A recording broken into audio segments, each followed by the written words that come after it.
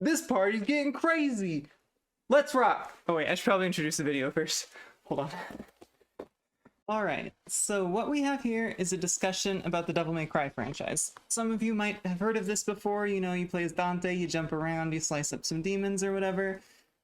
And that's kind of what I want to talk about. Like, just how this franchise managed to capture the hearts of so many. That might be a bit of an exaggeration, but originally this video, I can see it in the script there, I said that I wasn't going to go too in-depth about this game. Well, 20,000 words later, and I ended up talking about every single game in this franchise pretty in-depth. So we're going to really get into it. So what we've got to talk about here is the magic of this franchise. Why this thing is a case study in style, as you can see from the title. We're going to go over everything we can here. The atmosphere, the environment, the music, the characters, the gameplay, all of it. And I'm going to try and put into words just what makes this franchise as magical as it is. Alright, so without further ado, I present to you Devil May Cry, a case study in style, or as a lot of you might have known it, as it was during the planning of this video. Okay, trust me, I wanted the white lawn chair in this video as much as anybody instead of this one, but my only options were drive 65 miles to pick up an entire set of 4 for like $40 off Facebook Marketplace, or buy one off Amazon for like $200, so you fuckers are getting a JPEG. Enjoy. Okay, I switched out of the crop top and into the I Heart Moms t-shirt because the thought of doing an entire 2-hour-long video where my midriff is showing the entire time is frankly terrifying, and I think the I Heart Moms still kind of, you know, captures Dante's style maybe, so I'm gonna say it works. Classic costume change. Alright, brief side note here just about the clips that we're gonna see in this. So all these live action ones were taken over 2 days, since it came out, or is going to come out, to probably about 6 to 7 hours of filming. And then all the game clips are taken from my stream, which link, well, web link here and then link in the description. So you'll see a little thing in the corner of my face. So anyway, let's get started.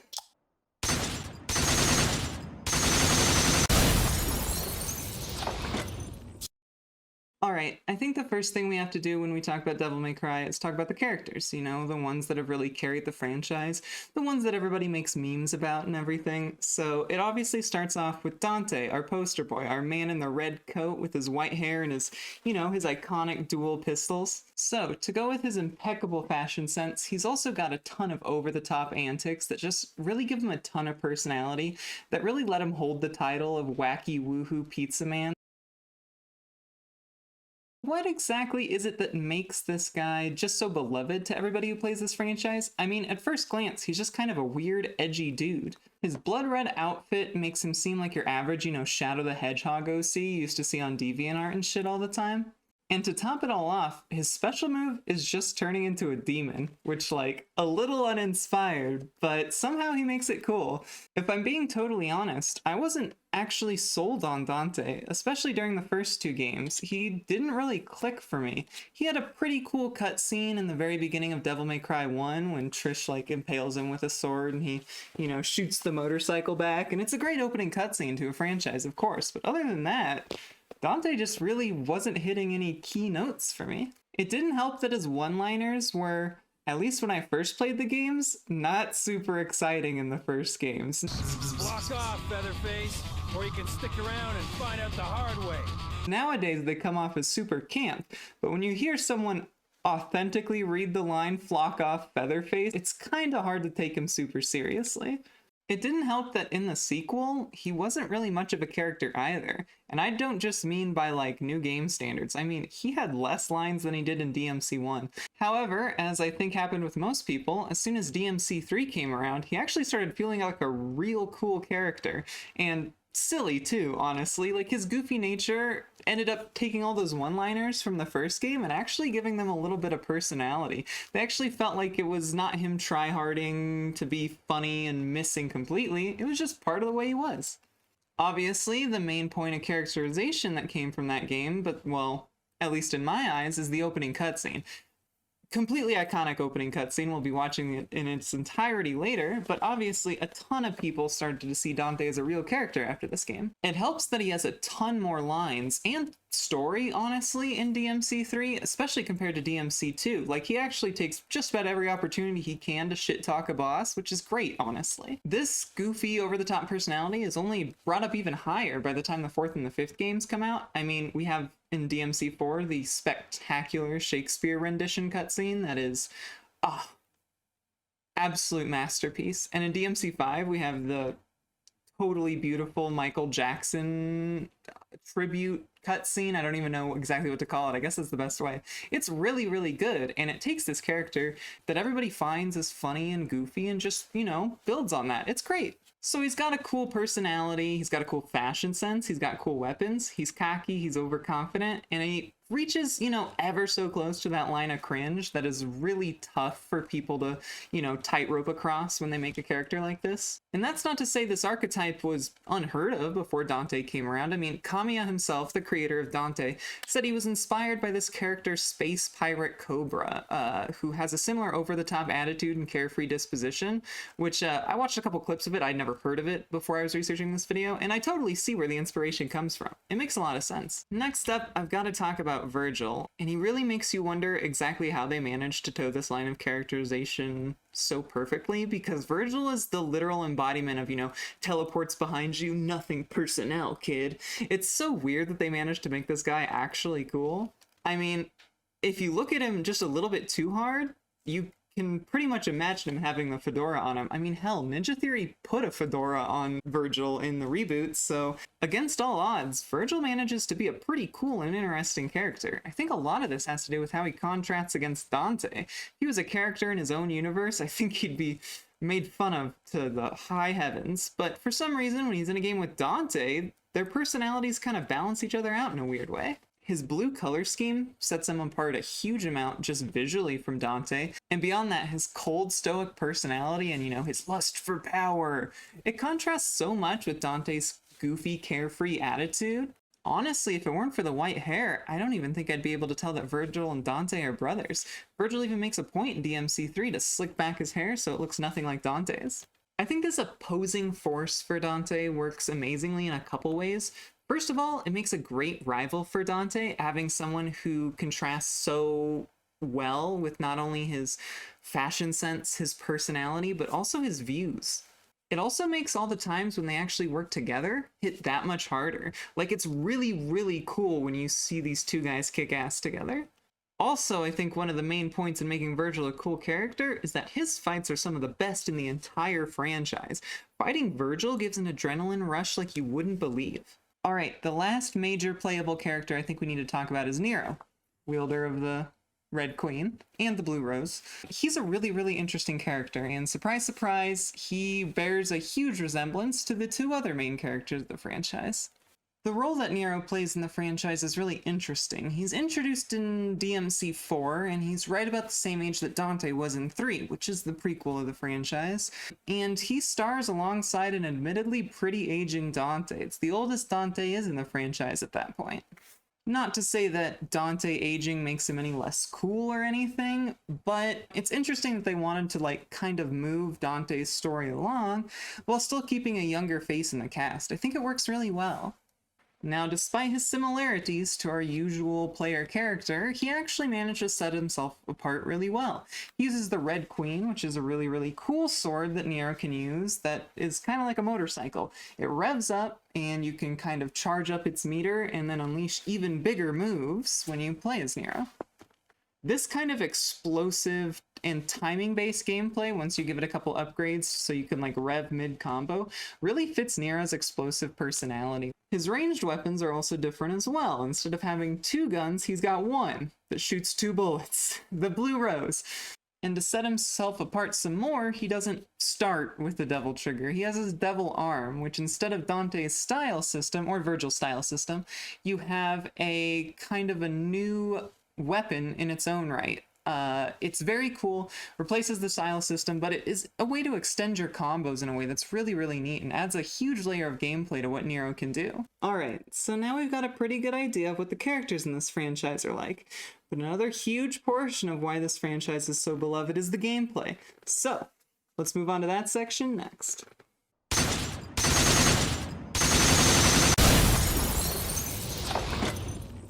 In all honesty, I think the gameplay of the Devil May Cry games are really what sets it apart from other action games. I mean, it allows you to do all kinds of chaining of different moves and combos. You can use your gun, your different weapons, you can switch them in the later games back and forth, you can switch your styles back and forth if you're Dante, you can extend your combos a ton if you're Nero, you can teleport around if you're Virgil, and beyond that, the advent of the style system that's in the Devil May Cry games, the style scoring system specifically, encourages you to, you know, vary up your combos, make your combat fun and exciting and flow well. It's a really well-tuned kind of system that lets you express yourself through the combat, which is a really neat idea. Now, I don't want to get too into the, exact mechanics. The nuances of each of the game will be discussed in the huge gameplay section down there. I mean, look at the seek bar. I'm estimating here because I just started recording, but I'm going to assume we're, here, and the game section takes from here to here, if I had to guess. But the combat of each of these games, as we'll discuss later, kind of gets upped every single iteration in the franchise. Not you, Devil May Cry 2, we're not talking about you. Now, when people describe games, this is a common occurrence in, I don't want to say games journalism, but when it's difficult to describe exactly what is good about a game will say they make you feel like the main character. You know, when you sling around on Spider-Man through New York City, you're like, oh, this really makes me feel like Spider-Man, or the ever classic, this really makes you feel like Batman, right? So I hate to stoop to that fucking level, but Devil May Cry really makes you feel like you're that goofy, cocky, overconfident, demon-ass-kicking protagonist. It's awesome. However, and I need to put a little asterisk here, you're not really going to feel that way unless you take the time to master the systems, and I think that's where a lot of people bounce off of these games. There are a ton of mechanics to consider, and by Devil May Cry 5, Dante's switching between 4 swords, 4 guns, and 4 styles, all in the middle of combat. Now, you don't really need to be using all of these to their full potential, but to someone who's brand new, this can seem like quite the task to take on. So, when you first start learning, it's like you're really micromanaging a huge amount of things. Part of me almost wants to recommend people just play through the whole franchise if you have the time. That way you can kind of ease into it.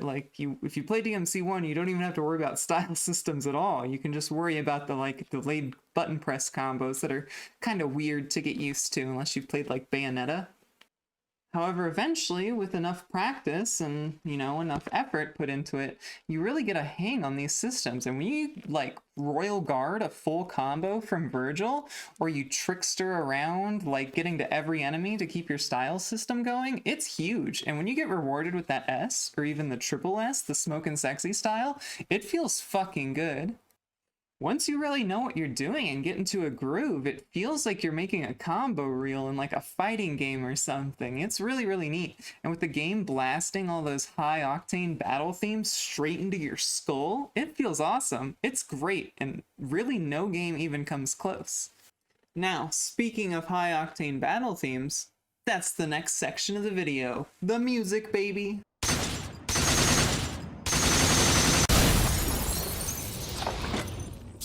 So we've talked about the characters, and we've talked a little bit about the gameplay. There's one more major aspect into why these games are so beloved, and that's the music. Honestly though, I don't think this can come as a surprise to anybody. I mean, some of the most popular memes that come out of this franchise is,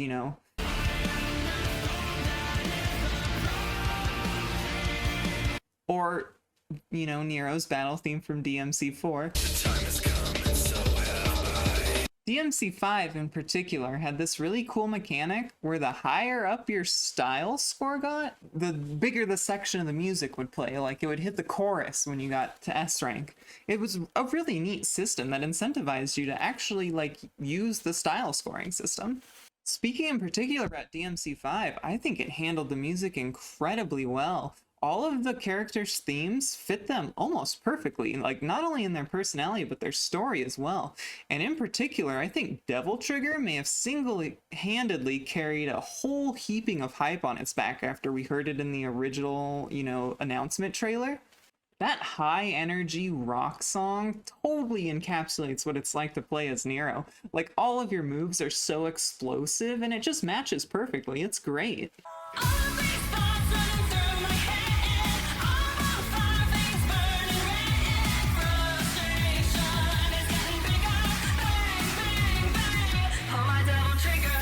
And I know this song gets talked about a lot less, but Dante's theme Subhuman is this super gnarly metal. I can't believe I used the word gnarly. This super gnarly metal song that, honestly, it totally matches with Dante's struggle in 5. And not just in 5, in the whole franchise. It's really, really cool to see how he has to, embrace awakening his demon side, his father's demon side in DMC 5. And the theme song, it's a great capture of that.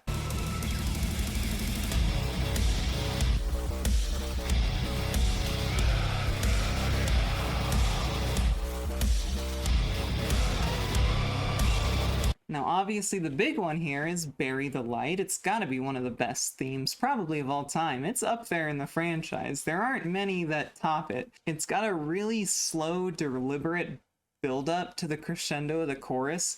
Totally like when Virgil finally activates his Devil Trigger and, he hits you with the Judgment Cut end. It somehow matches his personality super well, like really reserved until he finally, shit hits the fan and he pops off and does all of his edgy katana shit.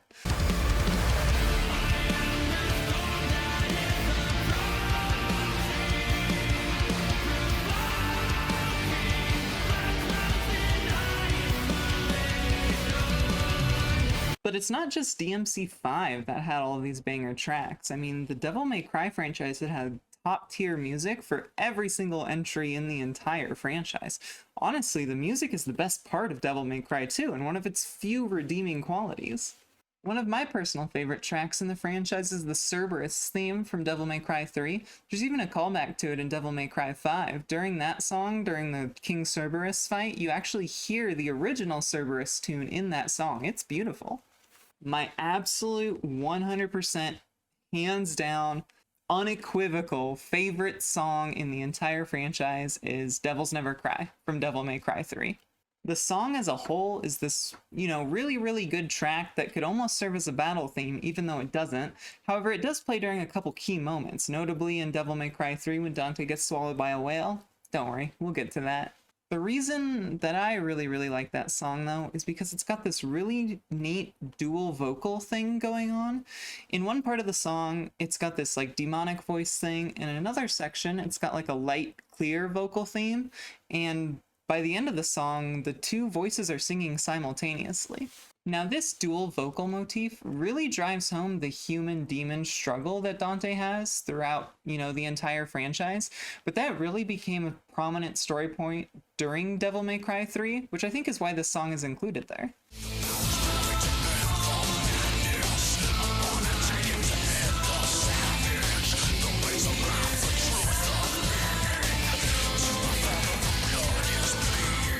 The music of the franchise has always been one of the most integral parts, and I honestly don't think the franchise would be as loved if the music was, not as top tier as it is. There's immense amount of care and passion and storytelling that are put into these tracks, and it's not wasted at all. It's beautiful. I don't have a segue for this section.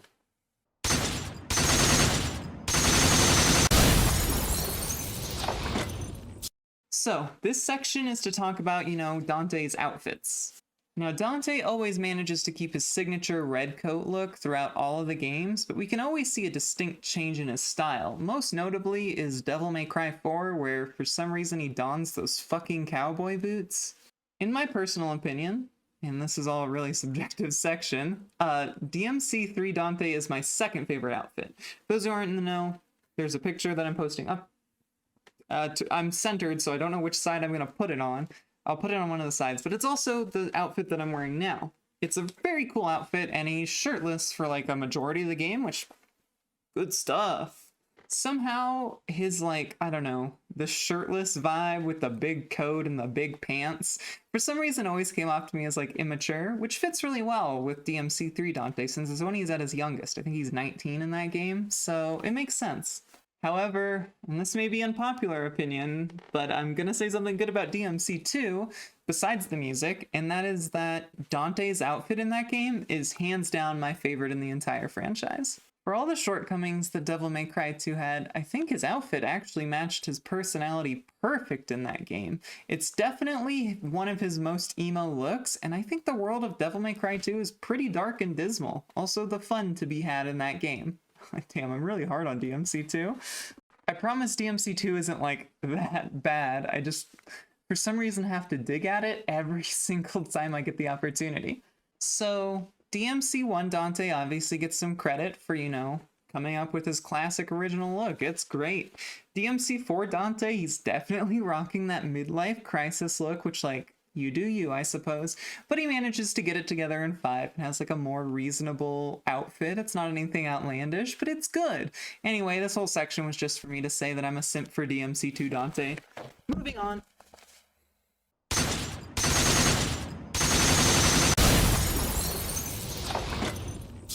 Alright, so now we've come to the real meat of this video, and I'm looking at my script document. It says I'm on page 4 of 24, so buckle the fuck up. We've got a long way to go.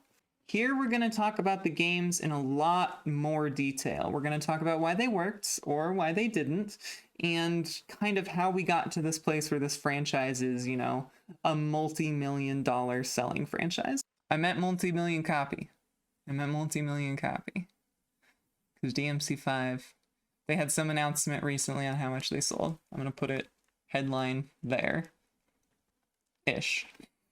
Now, a lot of YouTubers have covered, you know, the story of Devil May Cry, but I want to try to fit that all in within the context of the game and the mechanics, characters, you know, everything. Kind of throw it all together and show what that game really looked like, maybe not when it came out, but what people really enjoy about that game. And I think the narrative is a huge link into this, because even though it's not like, you know, something people talk about all the time, like you don't see people like, oh, here's, you know, all the emotional things that happened in Devil May Cry. You know, it's like, here's me going SSS on Virgil, Dante must die with no damage. But it's still a crucial part of it, and I think the games wouldn't be anywhere near as likable if the story was complete trash.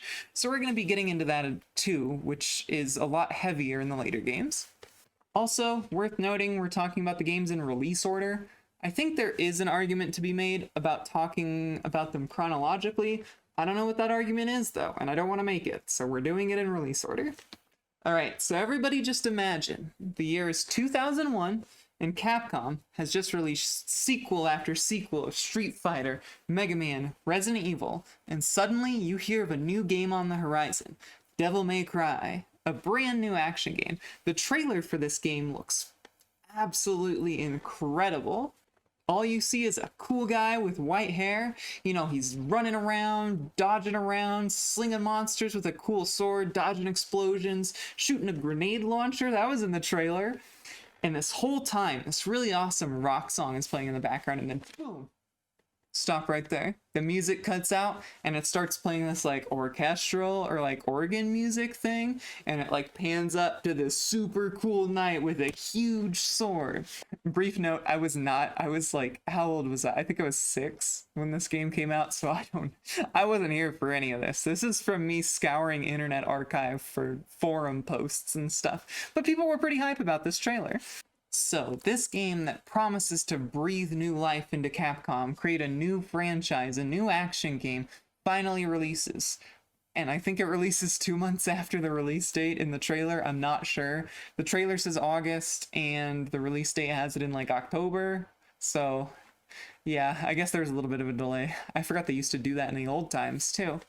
So, gamers finally get their little hands on... I made a weird face. The gamers finally get their little hands on Devil May Cry, and honestly, it lives up to the trailer. It's super cool. The game opens with, like, the awesome white-haired dude from the trailer just, like, getting into this awesome fight in this, you know, demon hunting office against the super hot girl that just walked in. He gets stabbed through the chest, doesn't care at all, and shoots a motorcycle back at her. It's really awesome. So, we're in the game synopsis here, and when I read that last line, I didn't realize we were. So we're talking about the game now. No more of this, like, back in the past trailer reaction shit. So, Trish and Dante, Trish is the woman who came into Dante's office, have a little discussion here. Dante reveals that he's been hunting demons, looking for the one who killed his mother and brother. The specific quote he has is, and I need to read this off the script, "In this business, a lot of your kind come along, and if I kill each one, eventually I'll hit the jackpot sooner or later." Now, there is a reason I bring up that quote, and eagle-eared Devil May Cry fans will probably know why I brought it up. So, just like that, we've got a tragic backstory and a reason for Dante to fight, and it's not exactly super groundbreaking. That's pretty much the go-to backstory for any new D&D character anyone makes, but hey, it's open and shut and it's nice. So, Trish asks for Dante's help in making sure this demon guy Mundus doesn't come to the human world out of the demon realm, and wouldn't you have it, that's the exact demon that we were looking for in the one other line of dialogue that we've had so far in this cutscene. It's the one who killed Dante's mother and brother. So, that doesn't really leave a lot of room for, world building, at least not as much as you would expect that they managed to get away with, but hey, we got a bad guy that the main character is looking for, and now we know where the bad guy is, so hey, it works. So, at this point in the game, from the one cutscene you've seen, Dante kind of seems like one of the coolest badasses that we've ever seen in video game. And as soon as you start to control the guy, you realize he kind of is. Now, for those of you who at this point were pretty used to Capcom's older games, the first thing you'll notice in DMC is a fixed camera angle. Don't worry, Dante actually controls like a dream. The developers over at Team Little Devils managed to come up with this universe-shattering piece of tech where if you push your control stick to the right, the character just goes that way. No more turning counterclockwise first and then going forward. Dante just goes that direction. It's genius. Now, I'm obviously being facetious, and I'm actually kind of being a little mean to Capcom here, but it was a big deal at the time, at least for Capcom games. Everyone was so used to tank controls at this point, or 2D fighting games, Street Fighter, which, technically that's fixed camera angle too, right? So it really was a breath of fresh air.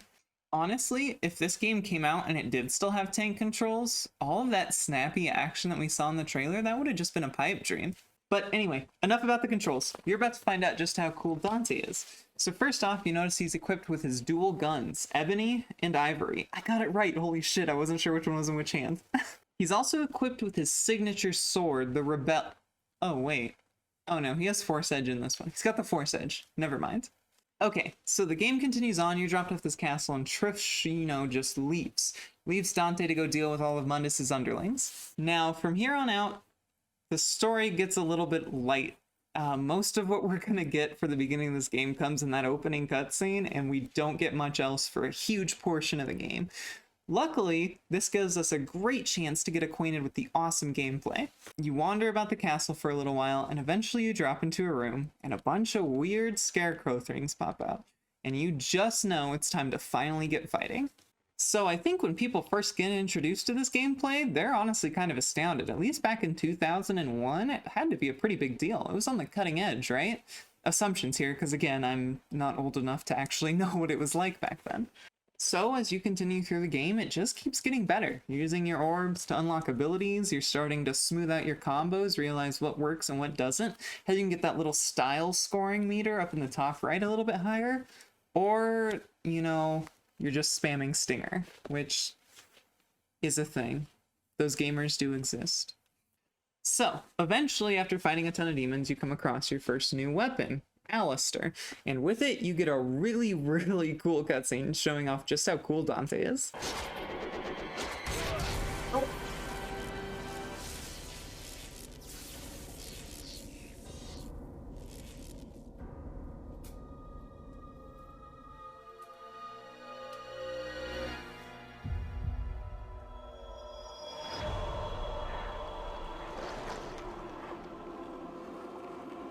Yucky, Dante.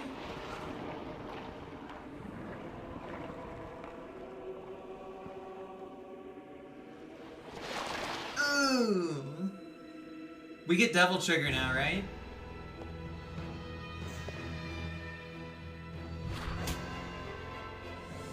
That's gonna give him an infection, an old rusty sword.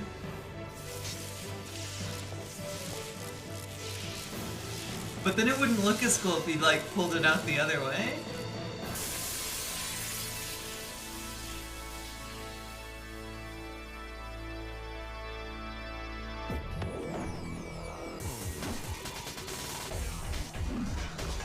Holy shit, he's so fucking cool. Look at this slow-mo shit.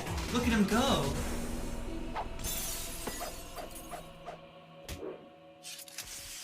I mean, it's a short little cutscene, but it's another tick in the Dante's a badass box. If you're me, you're playing along this game and you come across your first real challenge. Spider that looks like lasagna.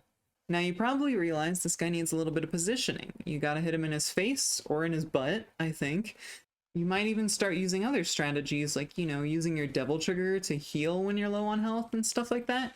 He's not that difficult, but he's, you know, harder than all of the scarecrows that you can just juggle to eternity.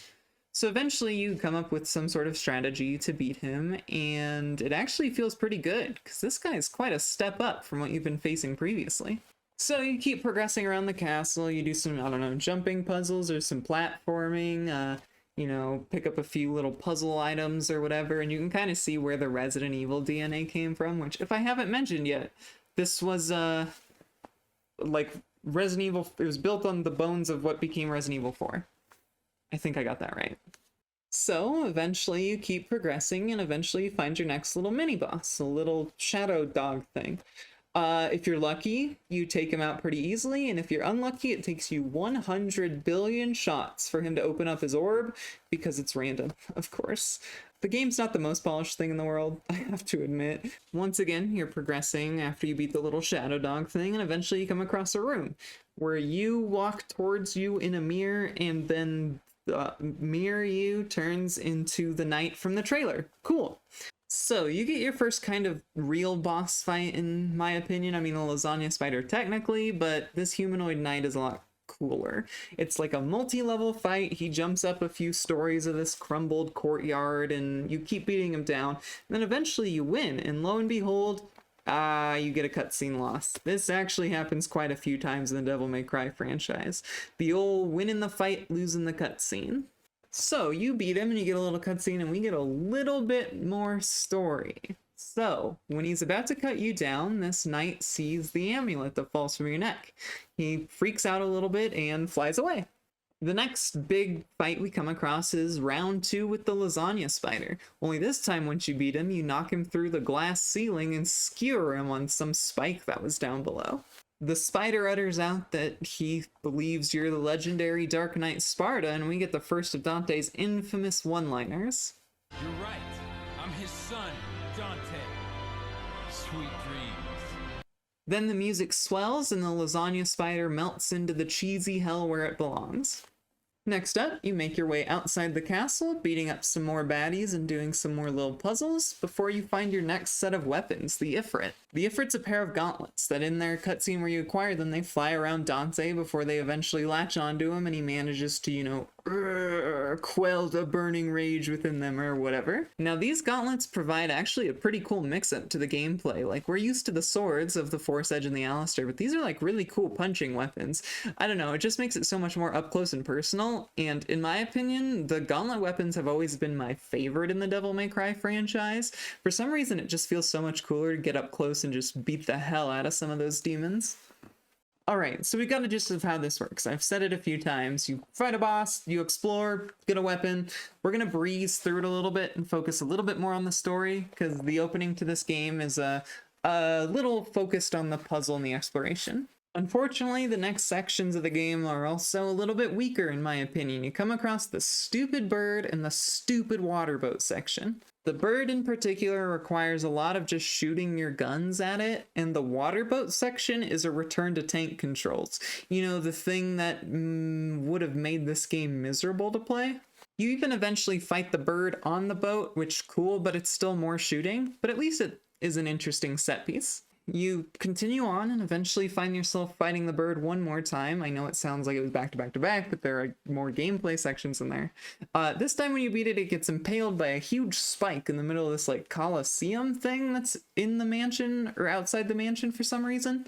However, even though that would have been a satisfying end for the bird, it's not quite dead yet, and it starts praying to Mundus for the power to defeat you. And then you realize, oh god, Mundus is killing that bird. And it actually feels kind of bad, like you feel bad for the bird by the end of it, which fuck you game, I didn't want to feel bad for Griffin. So Dante continues on into the demon world and you cross paths with Nello Angelo, only for Nello Angelo to get his helmet knocked off and reveal another white-haired character. Ooh. However, this white-haired character's got his hair slicked back. Very cool. So you whoop his ass one more time and he, rises up in the air and explodes into big blue energy. Cool. And then he drops, that same amulet that Dante has. So a short memory plays where Dante remembers his mom giving him and his brother these amulets. Then there's one of those, the viewer gets to see these cutscenes, but Dante doesn't, of Trish talking to Mundus and calling him master. Uh-oh, the only other character that's on Dante's side looks like she's about to betray him. Okay, so we flash back to Dante, and the two amulets, rise up in the air, and they combine with the Force Edge, and it turns into this super awesome demon sword that can transform into a halberd and a scythe? Wait, this is actually super sick. So I don't care who you are, the Sparta's a really cool sword, especially the DMC 1 rendition, and it gives you a nice little sneak peek at just how much power is actually packed into these amulets. It's a nice little bit of storytelling that actually comes out in the gameplay. It's cool. Okay, so eventually Trish manages to lure Dante into another fight with Nightmare. I say another fight, I didn't actually describe the first one, but you fight Nightmare earlier in the game too.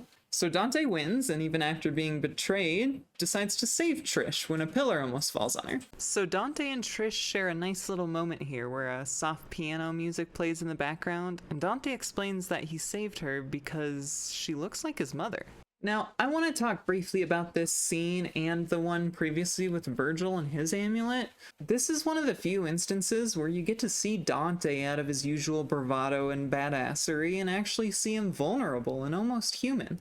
I know that subtext there isn't exactly subtle, but it's nice that it's highlighting one of the key themes that we see throughout this entire franchise, Dante's struggle with being human and demon.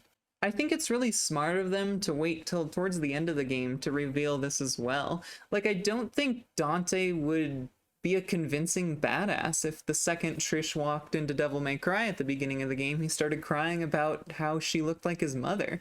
And I know it was technically foreshadowed with the, picture frame of Dante's mother on his desk, but I don't know. He's not, crying about it, right? It's cool. The fact that Dante does actually have some internal struggle within him actually turns him into a more relatable character, at least for the player. And honestly, if the player can relate to the super slick, quick-witted demon slayer man, that's actually a bonus. So next up, we've got a big cutscene where Dante finally confronts Mundus. Some big orchestral music plays as he walks into a cathedral. Think kind of like the area where you fight Ornstein and Smo. It looks very similar to that if you've played Dark Souls. So, he finally gets his opportunity to confront Mundus, only to find out he's taken Trish hostage. Now, even after he vowed to kill Trish in the previous cutscene after he saved her from that pillar, he still seems to care about the fact that she's been taken hostage, which shows that, I don't know, maybe he's not as honest about wanting to kill her as he lets on. Mundus takes, Dante's little weakness that he shows and decides to fire a big beam at him, only for Trish to have escaped from her shackles and sacrifice herself to take the beam for Dante. Obviously, Dante doesn't take that very well, and he actually is super pissed off. However, in response to Dante's anger, he transforms into this weird angel being and even calls his mom useless, which, low blow, Mundus, come on. So, Dante, in response to Mundus's angel form, uses his, big devil trigger and turns into this super cool demon man that's, full Sparta power. And we get our first boss fight that's a pseudo big boss auto-scroller thing.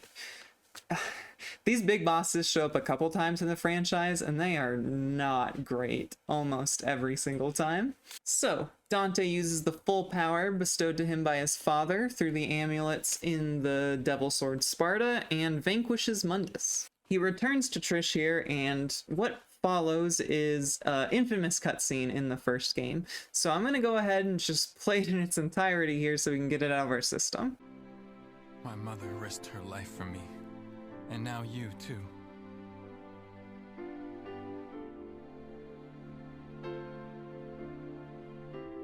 I should have saved you. I should have been the one to fill your dark soul with light.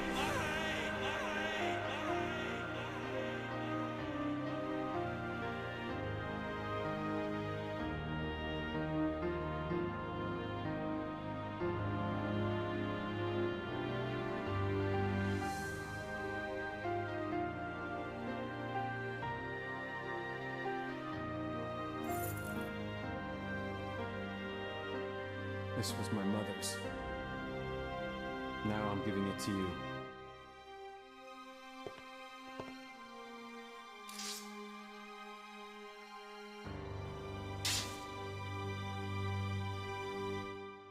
My father's also here now. Rest in peace. Okay. Funny line reading aside, this is an important cutscene for Dante's characterization. It shows how much he cares for Trish, a person he's barely met but knows is good deep down, and how much his mother means to him too. And to show his gratitude, he leaves 2 items here with Trish's body: the sword his father gave him and the amulet his mother gave him. And as far as we know, those are the only 2 items Dante still has from his family, aside from maybe that picture of his mother in his office. That's a pretty big deal for him to leave those things here. It's honestly a huge turning point for Dante. He turns from this, I don't know, edgy, cool, badass man into someone with real problems and real strife. And honestly, I think that makes his feats that much more incredible when we see what he's overcome and what he's had to deal with. Now, one of the most important things here is that we get to see Dante cry, which is, we know at this point. Now, this actually might be a controversial opinion, but I actually really like the line reads from Dante's VA here. Like, even though it would have worked a little better emotionally if these line reads were a little cleaner with another take, I think it totally fits the Dante that we get, not only in this game, but in the whole franchise. I mean, Dante is a character that is so close to being edgy in all the wrong ways, and having line reads like this really lean into the goofy side of Dante that I think makes him such a likable character. Okay, now, Dante proceeds back through the castle only to find out, oh, Mundus hasn't died yet, and he's taken a page out of the Lasagna Spider's book. Dante manages to taunt Mundus even after his little surprise attack, and the real final battle of the game ensues. So after you defeat the first phase of Lasagna Mundus, Trish front flips into the room with a cool guitar riff accompanying her, and she powers up Dante's Ebony and Ivory. After one final fight where the player has to lay in a few shots into Lasagna Mundus until your Devil Trigger charges up, we get our first utterance of Dante's most famous one-liner. It looks like we have a winner. Jackpot.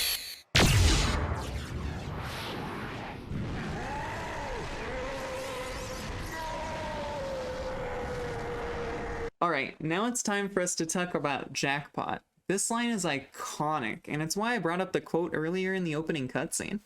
In that earlier quote, Dante mentions that finding the one who killed his mother and brother would be his jackpot, which is why he gets to say it when he finally deals the killing blow to Mundus. For some reason, I missed this on my first playthrough of the game. It wasn't until I replayed it on my stream recently, which, that I realized that there's actually a reason he says jackpot. I always thought it was just some fun utterance he had, like another one of his silly one-liners, but the fact that there's a reason for it actually makes it a little bit cooler.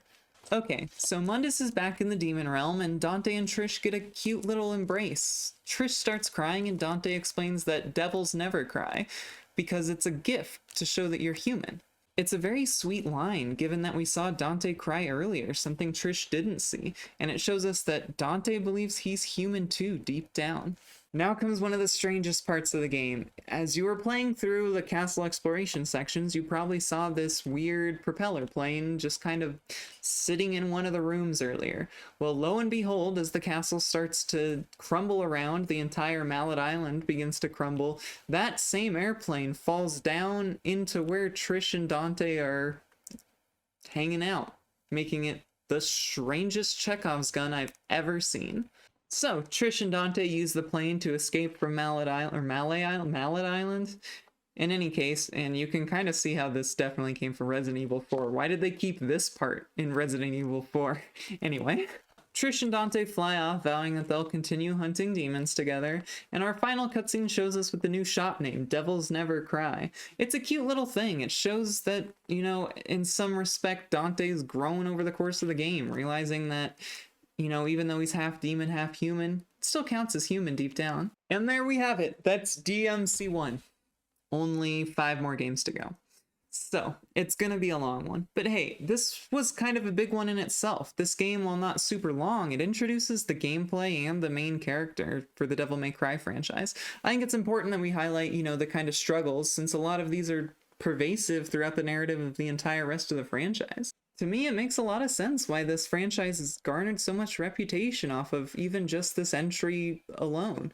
I mean, it has a really clean gameplay loop, a nice little self-contained story, and a really cool character in Dante. One last thing I want to note here about, I mean, both the gameplay and the character of Dante is that, you know, in general, a lot of action games really want to make you feel like the badass that you're playing, but for some reason, the level of control you have over Dante and his combos and how good it feels to play Dante actually does make you feel like him, and that's a hard, like, line to toe, because if you get a mismatch, then you just end up seeing a cooler character in cutscenes than what you're actually playing, and that's a huge bummer. But DMC managed to, you know, hit that target right on the head. Alright, next up we gotta talk about DMC 2.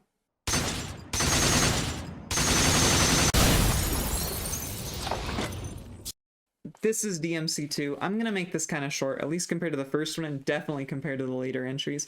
This game was teed up to be a bombastic sequel to the beloved action-adventure game, and it somehow managed to neuter the combat, both in your abilities and the enemies.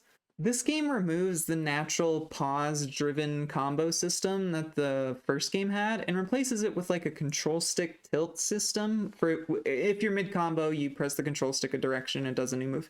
This isn't, you know, a bad gimmick in itself. I mean, it's common in modern games too. Final Fantasy Origins uses that, and I really like the combat in that game. The issue is it kind of flies in the face of how you need to control Dante and the lock-on system that the game has. I mean, you kind of need that control stick to, you know, move Dante around. It doesn't help this game also already came from a predecessor that had a working system. I don't really see the reason they changed it up. They also managed to make the gameplay for DMC 2 a lot less flashy than the first one. They totally lowered the efficacy of juggling and made Ebony and Ivory so much stronger. And I don't mean like Ebony and Ivory were strong in the sense that like spamming Stinger in the first game was strong. I mean 75% of the time at least, Ebony and Ivory was faster and easier to clear encounters. This really becomes apparent during one of the boss fights with an infested helicopter, where your only reasonable course of action is to shoot it with the guns over and over again for minutes. I mean, think Moonlight Butterfly, but it lands 10% of the time, and your only other option is, I don't know, wood arrows on a short bow. Speaking of the infested choppers, kind of highlights some of the uninspired enemy designs that we saw in Devil May Cry 2. The infested tanks in particular are incredibly boring to fight and incredibly boring to look at. DMC2 also did a couple weird things with exploration. It's got an interesting like collection/upgrade mechanic where you can slot in pieces of devil hearts into an amulet, not the one from the first game, a different amulet. The effects that these devil hearts give are definitely substantial and they definitely reward exploration, but they're just sometimes tucked away randomly. Like, it's not like a big, you know, walk into a room and there's a cutscene showing you where it is, but they'll just be tucked away behind a crate or something. And when you beat a level, you always kind of wonder if you missed one of those major upgrades in the level somewhere. I think one of the biggest issues that DMC2 has is neutering Dante as a character. Like, in general, he's a lot more mellow and less talkative than he was even in Devil May Cry 1, which didn't have a ton of lines. Like, sure, he's still a demon-killing badass. That part they kept intact, but he's so much more emotionless than he was in the first one. And, like, at most, you could say he's, like, I don't know, kind of sad and brooding, which is still technically emotion. It's just not very exciting for a main character. He also has this strange, like, Harvey Dent coin flipping gimmick going on, which, like, it ends up being a story thing, but it doesn't really fit Dante super well. To give a little bit of a difference on like how the characterization for Dante goes here is he has 33 lines in his disc on this game compared to the 47 lines in DMC1, which for a sequel is, I don't know, feels kind of bad to go less characterization, like give a character less lines. Anyway, shout out to the Devil May Cry wiki for having the entire transcript up. That's awesome. Now wait. It's not all bad. Hold your horses. DMC2 actually did add a few things to the franchise that were pretty worthwhile, and that's mostly in Dante's new outfit, which I said earlier is one of the best in the series. This game also adds a new sword for Dante, the Rebellion, which ends up being Dante's main iconic sword for pretty much the rest of the franchise, since he doesn't have the Sparta/Force Edge in 3, and Trish uses it in 2 and 4, which is cool, because I mean, at the end of the first one, he said it was going to be a gift to Trish when he thought she was dead, so it's cool that he followed through on that. The other thing this game introduces that I really like is a contextual parkour button. It's a ton of fun as long as you kind of expect to, you know, miss a few inputs. Like if you want to go down a wall, you might go straight up it, stuff like that. This is by far the feature I want the most in an upcoming Devil May Cry game.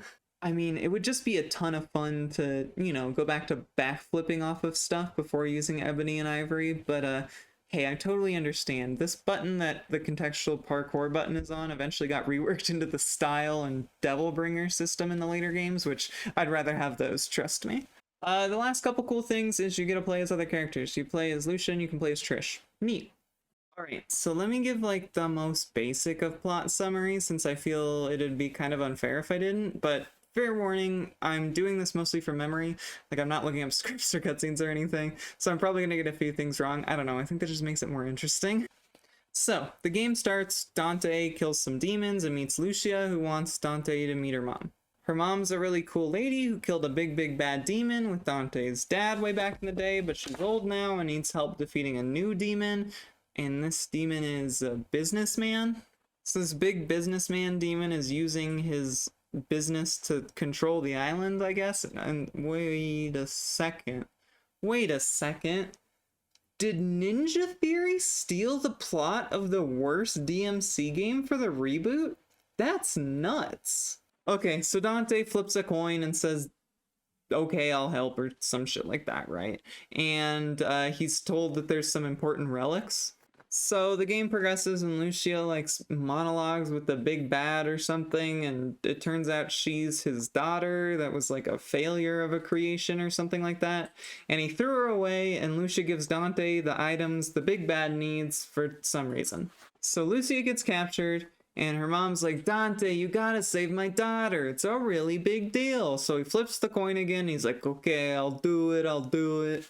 So he makes his way to this big businessman, and he like gives him all the relics in exchange for Lucia, and it turns out that coin is one of the relics. Whoa, that's crazy. The bad guy escapes, like, since Dante traded for Lucia, and the bad guy goes to do the ritual, but it turns out that Dante snuck out the coin with like a fake one with the Devil May Cry like girl on it. So nice job, Dante. So Lucia's super afraid that she's gonna turn into a demon, and it's like, Dante, you gotta kill me, you gotta do it. But then the demon world does open up, because I guess the ritual did work or whatever. And so now they're arguing over who's gotta go into the demon world to close it down, because it's like the only way you can do it in these games. You have to be in the demon world to close them. Anyway, Dante's like, we'll flip 4, and he flips that stupid fucking coin again, and it lands on the one that he picked. So he's like, I'm gonna go into the demon world and do the damn. Then there's one actually cool part of the story in DMC2, which is Dante fights this like humanoid lasagna monster that's like got a feminine form, but then it transforms into a masculine form. And wait a second, this is exactly like Elden Ring spoilers here. If you haven't played Elden Ring, these are the spoilers. Okay. Hopefully you're gone or have skipped ahead. I'll put a thing to skip ahead to for Elden Ring spoilers. This is a big deal. This is exactly like Marika and Radagon from Elden Ring. Like literally Marika's like the feminine form, and then like Radagon's like the masculine form, and they're like the same person, right? They're like in the same body or whatever. It's exactly the same as this end boss. Like Radagon even like he jumps up in the air and does like big boom attacks with like and teleports around and stuff. It's exactly what this boss does. He does the exact same stuff. Jumps in the air, does a big attack, teleports around around. It's the exact same shit. I'm convinced that Miyazaki took inspiration from the final boss of Devil May Cry 2 for the final boss of Elden Ring. Okay, so then Dante does like an actually cool kill shot, and he doesn't say jackpot, but there's definitely an implied jackpot, like watch this cutscene. Melty lasagna monster, you don't deserve me at my hot demon angel. What if I told you they were the same thing? Boss fight pants optional. Oh wait, this might be cool.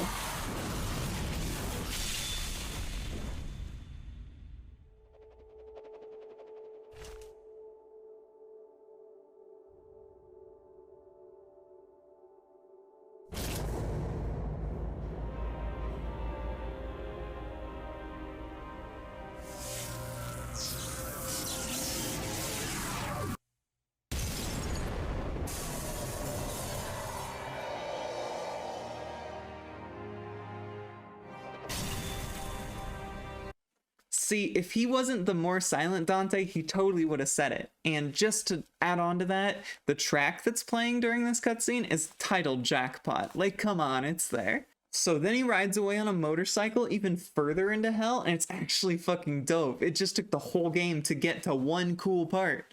Then it flashes back to Lucy, and we find out the coin Dante had was double-sided, and it's like, oh, what a cheeky guy, that Dante. So that's Devil May Cry 2. Like, at its core, it's still a Devil May Cry game, right? Like, it's just a heavily flawed one. It's still playable, and it's certainly better than a large drove of other action-adventure games, but it's leagues below its predecessor, and it really shows. Luckily, the developers actually took a note on what people didn't like about this game, and the couple things that they did like the final boss and the motorcycle cutscenes, and Dante falling off a building all cool, and they actually managed to mold the next game into an absolute masterpiece.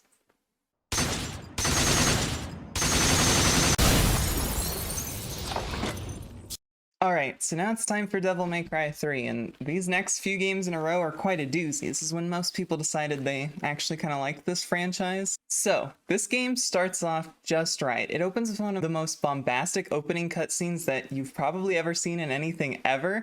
Wait, that's not entirely true.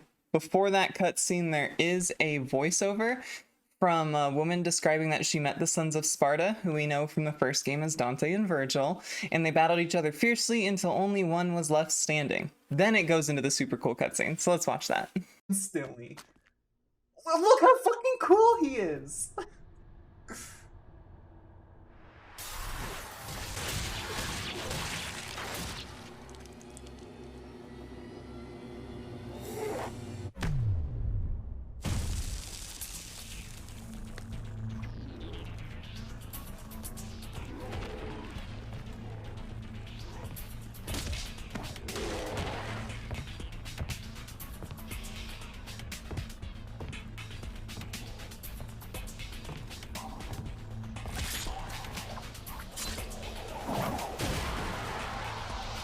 This party's getting crazy.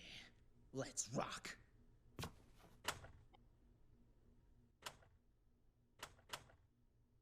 Said crazy!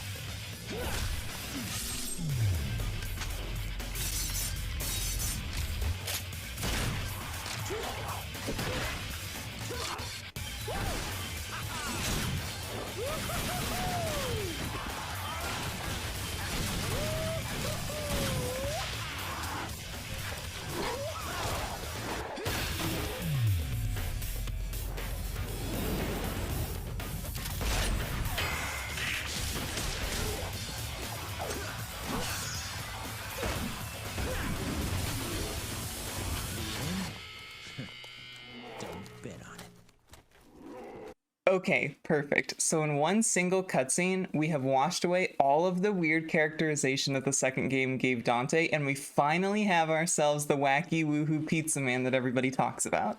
we've finally reached the carefree, badass, goofy protagonist that we got, 80% of the way there to in DMC 1 and then walked back like 25 to 30% in DMC 2. This is the Dante that everybody thinks of when they think of Dante, right? And sure, the cutscene's a little disconnected from the gameplay. You're not going to be shooting pool balls into the different demons and stuff like that. But when you finally get a chance to control Dante in this game, oh man, you realize that cutscene's not too far off from the stuff you can actually do. So the game drops you right into the Devil May Cry office, or I guess it doesn't have a name yet, so just an unnamed office, and you get to pick up right where the cutscene left off. So right off the bat, you're probably gonna start swinging at these demons and realize that like the pause-based combo system, it's back, thank God. And beyond that, juggling feels a lot cleaner too. Like the enemies stay in the air pretty well, and Ebony and Ivory aren't super overpowered in this game. And beyond that, the style meter in the corner, it looks really cool. Like it goes, and I don't know if you'll hit this in the first room, but you'll eventually see it goes all the way up to SSS rank, which is really, really cool. You'll also get a pop-up during this opening fight that tells you about this new style system. It's a way players can choose at the beginning of levels, and when they change their equipment, they can choose a new style to kind of amplify their gameplay in different aspects. So you get 4 different styles from the bat. You get Royal Guard, Trickster, Swordmaster, and Gunslinger. So Trickster enables fast movement to dodge attacks and close distances. Gunslinger lets you, well, shoot your guns a lot better. Swordmaster enables some really cool extra combos with all of the melee weapons, including a nice actual aerial combo with Rebellion, which is awesome. And then Royal Guard allows you to, with good timing, completely block enemy attacks and then kind of charge up a meter that you can use to send back at them. This style system alone adds an extra layer on top of the already pretty crisp Devil May Cry combat that we're getting from 3, so it's just a bonus all around. It's amazing. I want to take a brief note here that my most recent and incidentally my first playthrough of Devil May Cry 3, I used Royal Guard the entire time. I had been familiar with it through DMC 4 and 5, which I actually played before 3. So I thought it'd be a fun little, experience to do Royal Guard in its initial iteration. So all of my gameplay talks and stuff like that are going to be assume I'm using Royal Guard in these instances. It's my favorite way to play. I recommend anybody try to learn it. If you want to take the time on your first playthrough, it's so rewarding. Okay, so you beat a few of the mobs, and finally Dante walks out of the office and dons his brand new jacket, and we get to see what the cool new DMC 3 Dante looks like. It's this, except he doesn't have a shirt on, but, I don't know if that's YouTube appropriate. So, in the fights following Dante leaving the office, you get introduced to 3 different enemy types. You get the standard enemies, the blowy-uppy enemies, and the, bigger, beefier enemies that kind of do a charge attack. It's nice having that many enemies early on in the first fight of the game. Comparing that to Devil May Cry 1, where that very first room is just the scarecrows that look different, because they're green and red and blue, but that differs how many hits it takes for them to get them down. So to have real actual enemy diversity in the first couple fights of this game is awesome. Then after just 3 or 4 waves of bad guys, you get to fight your very first enemy, which in this instance is just a big phantom that can teleport around. You'll see him a few times throughout the game. This took me quite a few tries on my first playthrough while doing Royal Guard, because I was dead set on trying to learn the timing for this stuff. But that's kind of where Devil May Cry gameplay shines, right? You can take the time, you can practice these skills, these combos, the style system, until you finally get it down, and it just makes combat that much more fun and engaging. So, next we get a handful of cutscenes, the major one being giant tower bursts out of the ground, and on top of it we see a guy with a katana just kind of standing on it, riding it up. Dante says to himself that it's been a year since they last met, as he's staring at the tunnel, so it's kind of implied that it's his brother Virgil from that voiceover in the opening cutscene. So Dante starts to battle his way through the city, one of the major places being a club where you'll find even more new enemy types. It's awesome. This is mission 1 or 2. This is great. You'll make the way to your first boss after picking up, I think you get the shotgun in the club in one of the first areas. So after you get the shotgun, you'll make your way to the first boss, Cerberus, and you get a first-hand look at what this young, wise-ass Dante is really like. Easy, Fido. How about I take you for a walk? Come on. So So this is a far cry from the taunts of Dante we got from DMC 1, such as Flock Off Featherface. It's great. We see this cocky Dante that really wants to rile these bosses up. It gives him a ton of personality just from these boss fight cutscenes alone. So this fight can actually be a bit of a pain. It was a pain in the ass to me. I struggled with him a ton on my first playthrough. His attacks are pretty quick, and the ice mechanic, while on surface level seems to make a lot of sense, like you break the ice and then you can do more damage to the heads. When it regenerates has always been a little finicky for me, and I never really understood. Once you finally manage to take him down, you get a cute little cutscene of Cerberus granting Dante his soul, and, you know, enemy boss souls turn into new weapons for Dante, so he gets some really cool nunchucks. When you go to equip them, you'll notice another new change that Devil May Cry 3 made. So you actually probably noticed it with the shotgun, but I feel like it made more sense to bring it up after you get the nunchucks. That you can actually equip 2 weapons, 2 melee weapons and 2 guns, and rotate between them during the battles. Just another layer onto this combat cake that's like turning out to be fucking exquisite at this point. Right after that cutscene, you'll encounter Lady, who's one of my favorite characters in the whole franchise. She enters this cutscene explosively by shattering through the ice behind the Cerberus's boss lair and nearly running over Dante. She then immediately fires a rocket his way. Of course, Dante, not one to be one-upped in style, decides he's going to ride it like a Back to the Future hoverboard and send it directly into the ice wall to blow a giant hole. Lady decides she's seen enough and rides straight through that hole, and we don't see her again for a little while. But it's an interesting little cutscene. We get to wonder who this cool lady is. Next, the game shows us another little cutscene where Virgil is talking to that scary bald man that I don't remember if I talked about earlier, but he's working with the scary bald man, and that guy talks about how he knows Lady. You've started exploring around, and you've probably noticed that the exploration is amped up quite a bit from what the mansion was in DMC 1. There's a lot of different vertical levels to this tower, and beyond that there's a fair amount of puzzles as well, and Dante's so much more responsive in this game than he was in DMC 1, so it actually feels good to like maneuver around the verticality. After a bit more exploration, you find yourself face to face with the Gigapede. This is another boss monster that is a little underwhelming in my opinion, but it is fun to just jump on his back and lay into him with nunchucks, or as his cute little purple balls try to get you, just swinging them back at him. I mean, it's interesting enough. It can just be a little long on your first playthrough. Next up, you come across another new character, the Jester. You meet him after Dante's unable to open a door with his brute strength, which is not something he comes across often. Now, the Jester is a very, very strange character, a character that actually becomes a boss if you have the special edition of DMC 3, and his attitude is so much different than Dante's. The Jester has this mysterious nature and silly attitude that clashes pretty heavily against Dante's, headstrong personality, but not in the same way Virgil and Dante's personality clash. This one's very unique. The Jester gets to help Dante open the door before being forced to dance along the ceiling as Dante peppers his feet with bullets. It's interesting. A weird character that just gets introduced. But this game does a good job of introducing characters and then being like, well, those are interesting ones. We'll come back to them later, which is a nice little teaser, I think, while you get used to the gameplay and get used to controlling this new Dante. However, as soon as Dante steps into the door that Jester helped him open, he realizes it was a trap. The Jester does some weird goblet thing and some new bird enemies come out that are, they're interesting enough to fight. They're weird. You shoot them a lot and then they turn into stone and then you can hurt them. But new enemies are still good in my book 99% of the time. So eventually you'll find your way winding yourself back through the earlier sections of the tower, this time with some new key items to help you progress around to the new areas. It's not quite as, backtrack exploration heavy as, say, a Metroid, but it's very Resident Evil, like you find a key that unlocks a new door a couple rooms back or something like that. Next up, you come across one of my actual favorite boss fights in the game, Agni and Rudra. It's this pair of blades who have these humanoid forms that fight you 2v1. The way you fight these two is really interesting too. You either need to parry their attacks as they're attacking with your own sword swings or get a good timed royal guard, and it'll knock the sword out of their hands where you can actually lay into them.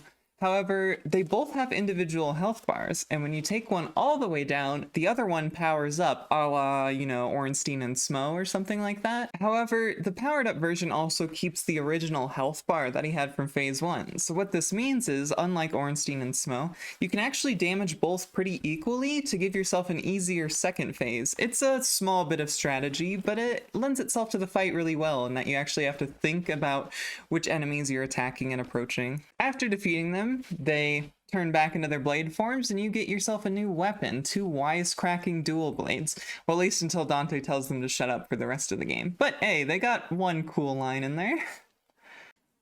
Next, we get the absolute treat of seeing Lady in a cutscene being a total badass. She's absolutely destroying these demons with her weapons, which, being all ranged, lends itself to a lot more unique kind of cutscene than you see when Dante gets to rip the demons to shreds. Now, I showed all of Dante's cutscene, so it's only fair I show all of Lady's cool cutscene too, because she's really the perfect woman. Cutscene. Lady's here. I should do a Lady cosplay. I just need to do the boots. And get a rocket launcher, I guess.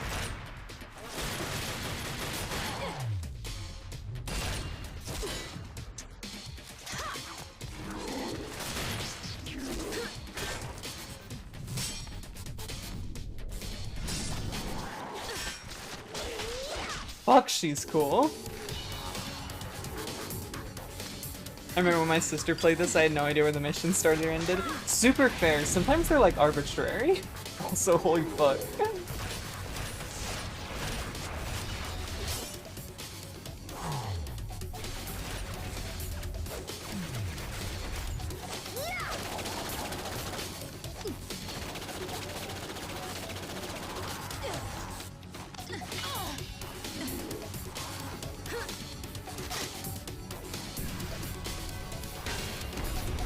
Wait, she is a stake driver?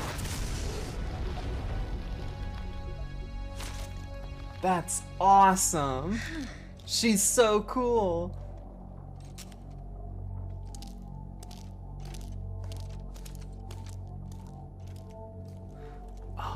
So, all of that occurs, and the scary bald man reveals that he's Lady's father and throws her directly off the tower. Well, she was a badass for a few seconds at least. Now, right after that, you play as Dante again. The game switches back to Dante's point of view, and you get to play a fun little mission where you kind of engage in 3 trials. The first trial involves you going through doors in the correct order that's hinted on an interactable object. This is sort of akin to the Misty Woods in DMC 1 kind of an area. There's like a little hint that you can get in the earlier room to let you know which way to go. The second trial consists of dodging spikes as you make your way all the way down to pick up a key item. And then when you work your way back, there's enemies as well, just to add a little extra challenge. And the third room is a combat room. And this room consists of fighting some bad guys that have their devil trigger power up. So they're just a lot tougher than you're used to. And there's also some like crazy wheels you can hit on the side of the room, which I actually couldn't figure out what they did in my playthrough, so I'm gonna look that up real fast. All right, so it turns out, according to the wiki, that disables their devil trigger. Super handy. Wish I would have been paying more attention, because that seems like it would have been super convenient in that fight. Anyway, this mission's really cool. It's nice kind of, break in, I don't want to say the monotony, but a break from exploring the earlier levels of the tower. It's a nice bit of variety that's really needed. Now, the next mission here is the one that takes Devil May Cry 3 from, like, good to absolutely amazing. This mission opens with Dante catching Lady after she fell off the tower, or rather, after her dad pushed her off the tower.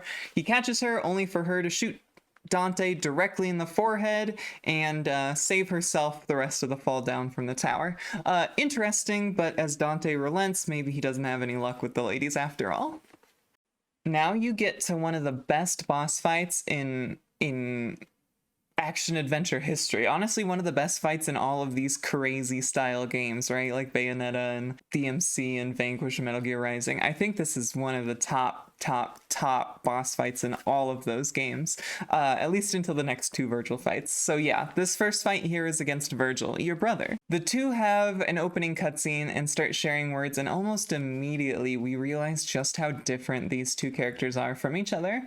As I mentioned earlier, these two have an interesting dichotomy, but this cutscene shows it off really well. Besides their separate color schemes, Dante's cocky teasing is shot down with no effort by Virgil's matter-of-fact attitude, and even their weapon choices differ, with Virgil choosing the finesse of the katana over the brute strength of Dante's rebellion. Almost every aspect of these two characters clashes in some way. The only thing these two actually seem to have in common is the white hair, which Virgil makes a point to slick back so that he doesn't look like Dante. So, the two start their clash in one of the coolest set pieces ever on top of this giant demon tower in a rainstorm. It's great. Now, I need to talk about the fight itself, as it's unlike anything you've faced so far. You're fighting a humanoid enemy, someone close to your size instead of a monster that you've faced so far.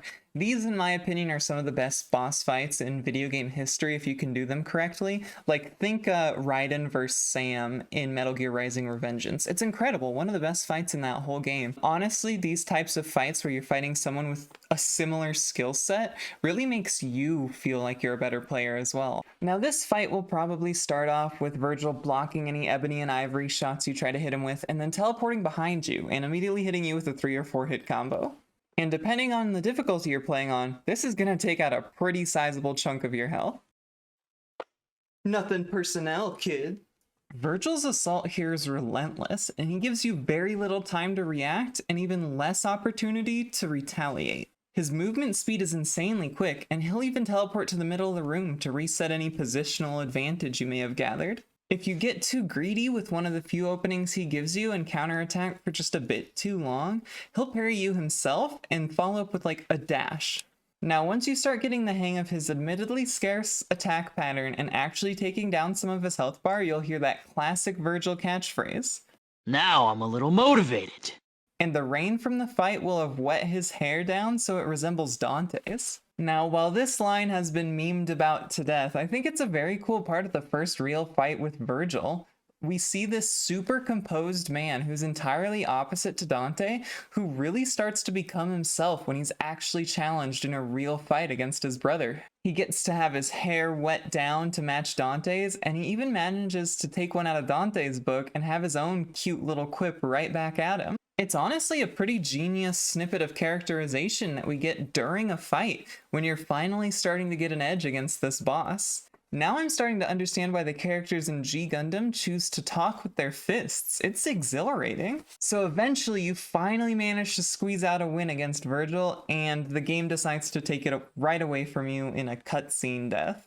This unfortunately happens quite a lot in the Devil May Cry franchise, and is one of my least favorite aspects, as I think it's such a, classic wimp out for storytelling. Don't fret too much though, because even if you got beat in the cutscene, it's a really, really cool cutscene. After Dante gets his sword onslaught parried with ease by Virgil, he then in desperation tries to shoot him with ebony, only for Virgil to collect all the bullets with Yamato and send them right back at Dante, who then cuts them all in half. I honestly think these two must have taken drama lessons as kids or something, because there's no way two people can be this dramatic naturally. So Virgil decides to ask his brother why he denies Sparta's power so much, and Dante, instead of actually answering truthfully, decides just to insult Virgil. Honestly, classic Dante. The two clash again, and Virgil knocks the rebellion away, and then steals Dante's half of the amulet that we know from, it's the same amulet from DMC 1 that his mother gave both of them. Now, most importantly here for Virgil, he also slicks his hair back, so it no longer looks like Dante's. I guess he just couldn't handle looking like his brother for even a minute. And just in case that wasn't enough, Virgil decides to run Dante through with his own sword, something he will have to grow used to as this franchise progresses. And then Virgil decides to leave with the scary bald man. However, being stabbed through with Rebellion, which this is the first time that it's ever happened in this franchise actually, due to this being a prequel, awakens something within Dante, and he tries to attack Virgil one more time before collapsing, and we see that he begins to Devil Trigger. This whole section here, especially this just end boss fight and the cutscenes that surround it, are huge for the story of the DMC franchise as a whole, honestly. We finally get to see Dante's brother in his right mind for the very first time, and all we know about him is that he wants power, which that actually ends up being his whole thing, so We also get to see how Dante awakens his devil trigger finally, and how he keeps denying his power from his father, which is even more influential knowing how much of a tie to his human side he tries to have in the first game. The fact that we get an incredible boss fight along with all of this narrative is just icing on the cake. It's excellent. Mission 7 goes down in history. Now, I want to do a brief little sidebar here for something incredibly personal about why I like these games, and I don't mean personal in that it's going to be deep or anything like that, but personal in that I think it's fairly subjective to me and how I play these games. So this is mostly about my Royal Guard playthrough is what I want to talk about. This fight against Virgil with the Royal Guard was incredibly tough. Virgil's attacks are quick and hard to learn, and the fact that he has variants and options after he teleports or parries himself just makes it that much more difficult to know exactly when you need to Royal Guard. Beyond that, the timing in Devil May Cry 3 for Royal Guard is a lot tighter than it is in the future games, which are the ones that I'm used to. So it was like learning a whole new Royal Guard system all over from scratch, basically. Now, despite all of that difficulty that I mentioned, I wouldn't have had it any other way. This fight probably took me tens and tens of tries to actually get through. Actually, I have the footage. Let's count it. I think it's worth noting here that some of my favorite franchises that I grew up on are the Monster Hunter franchise or the Soulsborne Kiro Ring franchise. The point I want to make with that is that I'm no stranger to throwing my head against a fight over and over until I finally understand it. It comes up a lot as a streamer, too. Your chat, often with great intentions, wants to suggest alternatives to help you beat the fight, which is super fair. You'll see a lot of different things recommended to you. A big one I got when I streamed Millennia was to just use a different weapon. Stop using that big guts greatsword and use any other weapon. Something you can block or something you can use sorceries with. For this fight, I got just switch to Swordmaster and just jump to dodge Virgil's attacks. You don't even need to time the Royal Guard. Which is true, and that's totally fair suggestion to give. However, there's a part of my brain that just really wants to improve and learn with the strategies I enjoy, and whether that's using the giant colossal sword on Millennia or spending hours trying to Royal Guard Virgil. It's like there's some masochistic part of my brain that wants this torture just because it makes the pleasure that much more enjoyable. Don't listen. Don't take that out of context. The point I want to make about all of this, with action-adventure games and with Devil May Cry 3 as a whole, is you might run across some tough battles that require a lot of practice to take on, but I think that makes overcoming them all the more sweeter. I don't think that's how that saying goes, but I don't want to do another take. Okay, enough of that sidebar. I've outlined a fair amount of stuff for Devil May Cry 3 here regarding the gameplay at this point, and the bosses and whatnot, so I figure from here on out we're just gonna stick to the narrative since we've pretty much covered why everything else is good at this point. Okay, so Dante finally awakens from his defeat at Virgil's hands, and the very first thing he does is jump off the top of the tower. Absolutely zero hesitation on this man. So he goes full send off the top of this tower, and one of the best themes in the entire game plays.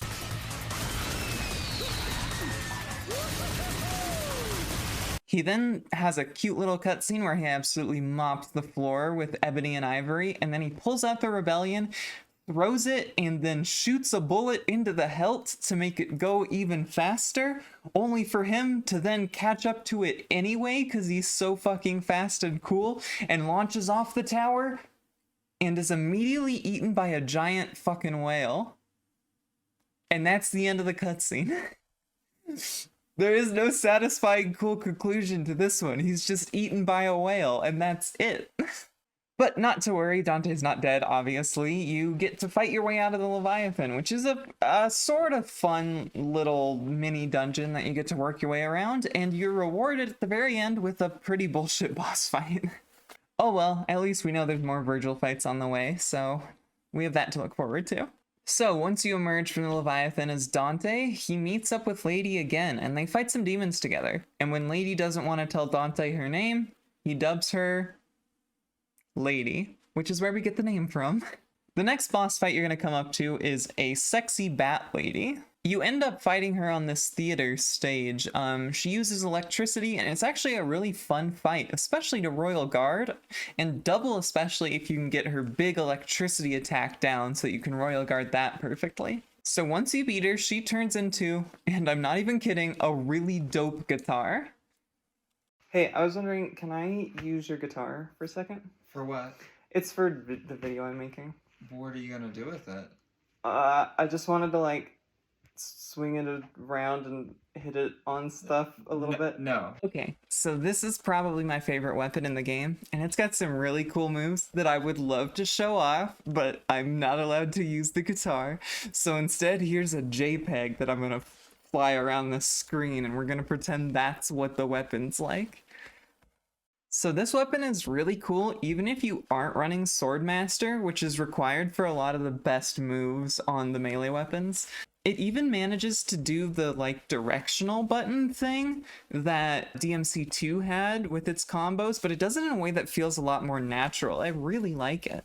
That's not to say it doesn't suffer from some of the same issues, but when I'm strumming around on a guitar that shoots bats, I'm a little less inclined to notice the bad things about it.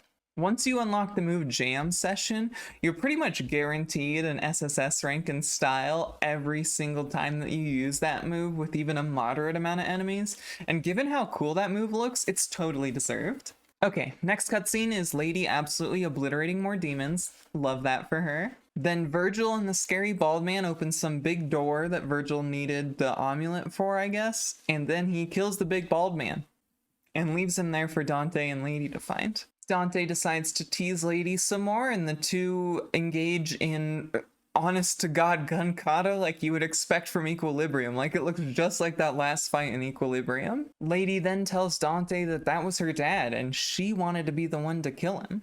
Dante decides to go on ahead and leave Lady to mourn or whatever she wants to do with her father, only for it to find out that the scary bald man wasn't even dead. It's revealed that he killed Lady's mother in the past, and he tells Lady that he was possessed by Virgil. It looks like he finally dies for good, and Lady gets up with a renewed sense of vengeance to kill Virgil for possessing her father, allegedly. So next up, Dante finds this big angel dog thing, who ends up hating his father, which means the two have to fight to the death. However, the angel dog thing runs away instead. Dante picks up this big orb that's really beating his ass, and Jester appears and finally explains to Dante what Virgil's doing, but he throws in some euphemisms in there for some reason.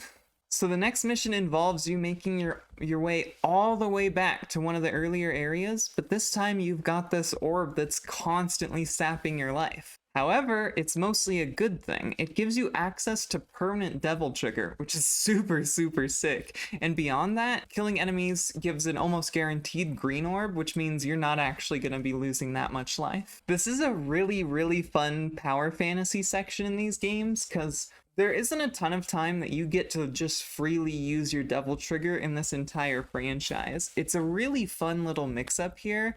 This section even involves you taking a little platform train back from the way you came, which is what you were on when you first went to go find that angel dog. And suddenly the tables are completely flipped. Instead of these demons ambushing you, they're definitely trapped in there with you. The next major boss fight is really cool. You get to play chicken with a chariot on a bridge, like a ghost horse thing. It's kind of cool. However, I do want to note that this frustrated me on my first playthrough just because it didn't occur to me that I could also shoot the guy. I thought the only mechanic was I had to jump over him, so I did that for, I don't know, 5 to 10 minutes before I actually tried shooting the guy, which that's not a, notch against this boss fight. That is a notch entirely in the way I played this game because I'm a little bit dumb. So you finally get the horse to crash and the bridge collapses and you realize that's only phase 1 of the fight. Next up, you're in this gladiator arena thing as the horse rides around dropping bombs and shit on you. You also find out that this horse can control time. Like, it shoots these little red orbs that completely slow you down in a big woo. And beyond that, it can also teleport around the arena just before it does its final charge. My favorite part of this boss fight, though, is when it gets on really low health, it can do a global time pause thing, and it will throw a bunch of spears directly at your character. It is exactly out of JoJo's Part 3 with Dio throwing the knives. It's so, so sick. We get a cutscene that takes us back to that angel dog that flew away, and it manages to run into Virgil, unluckily enough, and it gets instantly beheaded. This time that demon grants its soul to Virgil, and Virgil gets 2 really cool weapons, or I guess 4 really cool weapons. He gets gauntlets and greaves, similar to Ifrit from DMC 1, and it's really cool to see Virgil get up close and personal and just beat the snot out of somebody. So Virgil uses the amulet and some of his blood to start to do some big ritual thing on this giant circle platform when Dante arrives. Dante seems to be a bit upset to find out that his mother's amulet was just to be used to open the demon world, but Virgil reassures him that it was actually a gift to the humans. So the two start another fight, and this one is just as good as the first, but this time Virgil gets up close and personal to rock your shit. And if that's not enough of a power-up, he's also got his very own devil trigger that he can use, and it's intimidating as all hell. There's not much to say that I haven't said already about the first fight. It's another really good fight, and the theme that plays during it's incredible. So after the fight, Lady shows up too, and all 3 of them start brawling together. And then, lo and behold, I guess the only other character we know shows up, Jester. However, Jester seems to be a lot stronger this time. At the very least, he can stop Virgil's sword now that Dante's exhausted him. So then the Jester reveals himself in a huge plot twist that he's the scary bald man the whole time, which takes our character count down from 5 to 4. Jester decides to recount the actual tale of Sparta sealing the demon world, where he explains he used not only his own blood, but the blood of a mortal priestess as well, whose blood now runs through Lady. He stabs Lady and all hell breaks loose! Ha ha ha ha ha! The gang splits up to pursue Arkham, the scary bald man whose name I hadn't actually looked up on the wiki until this point in the script, apparently. Dante decides to pursue him in the flashiest way possible by driving a motorcycle directly up the tower, taking out a few demons on the way too, and even using his motorcycle as a weapon. These moves in this cutscene even end up getting adapted into Devil May Cry 5 with their motorcycle weapon. So, you get to engage in some more actually pretty fun tower exploring. I do like these sections, even though I'm glossing over them. And eventually Dante meets up with Lady one more time. Obviously, the two are at a bit of a head on what to do regarding Arkham, so they decide to hash it out in the best way possible. A boss fight, and holy shit, I totally get it. I love G Gundam and I love Devil May Cry, and that's because the only way the characters know how to communicate is by beating the shit out of each other. It's perfect. The boss fight is enjoyable enough. It's kind of like a cat and mouse with Lady jumping around using her mobility and her grappling gun. And if you're really good with Royal Guard, you can Royal Guard all of her Uzi shots and instantly get stylish rank.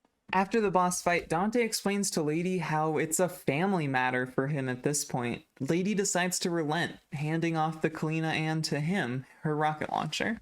It's honestly kind of a heartbreaking scene to see Lady have all of this motivation to continue to free her father, only to be too exhausted to continue. The scary bald man finds the Force Edge, which, that's right, it's the one from the first game, and he combines it with the amulet halves, which we know very well unlocks the Devil Sword Sparta. Arkham takes the form of the legendary Dark Knight and attacks Dante once he reaches him.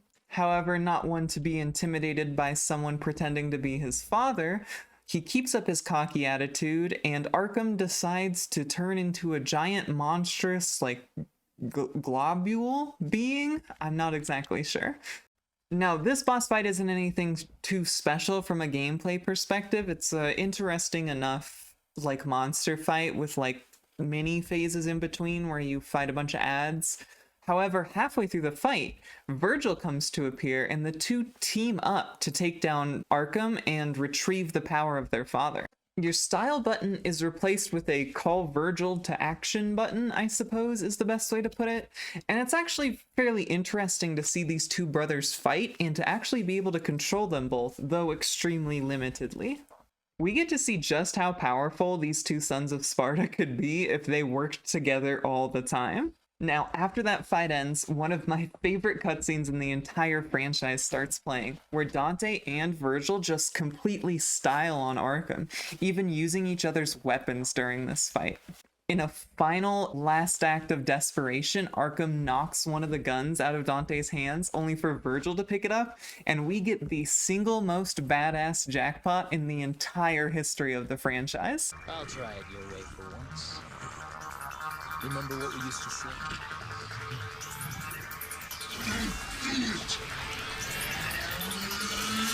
Jackpot.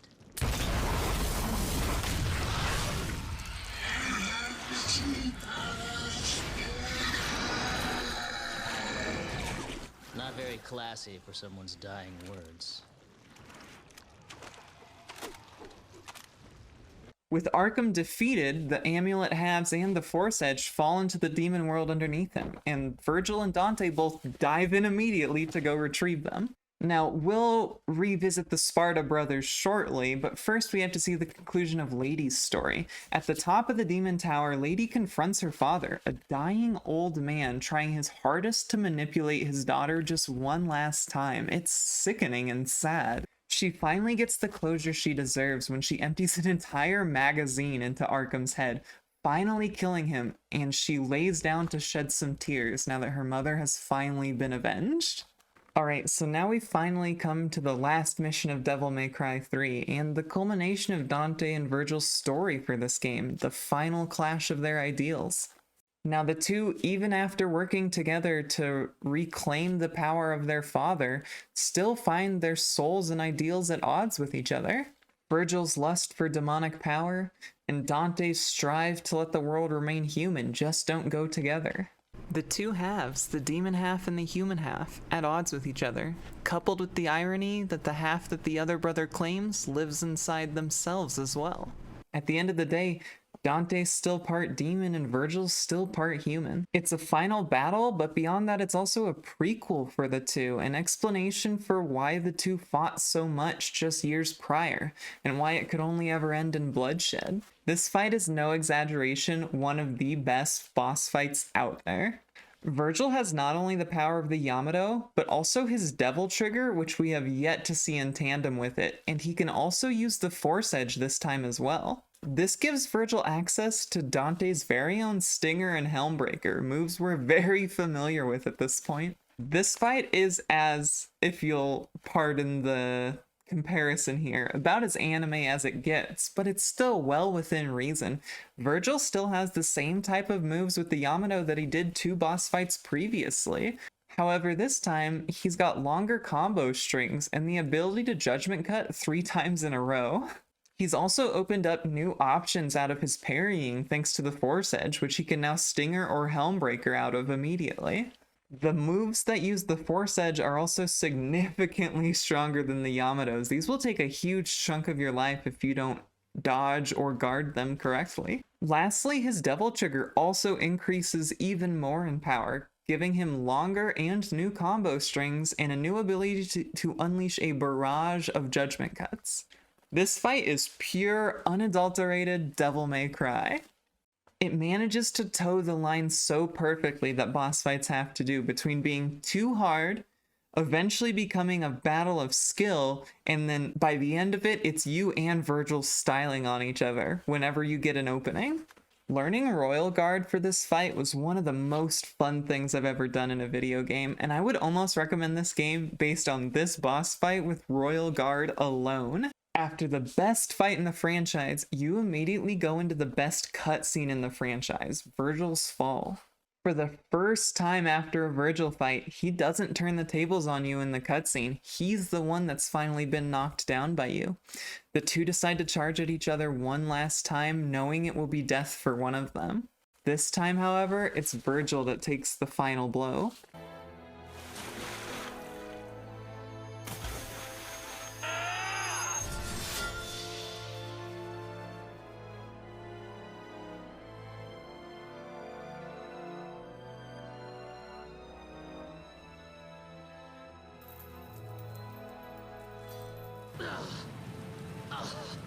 Virgil drops the Force Edge, but he clings to his mother's amulet, letting Dante know that it will always belong to a son of Sparta.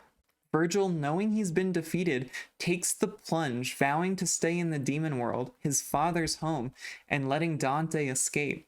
Virgil knows here that Dante will try to save him if he doesn't take the plunge, that they'll both end up being trapped in the demon world if Dante does that. So in his one sincere gift to his brother, Virgil falls and slices Dante's hand so he can't save him. With no other choice than to leave, Dante collects the Force Edge and heads back to the human world.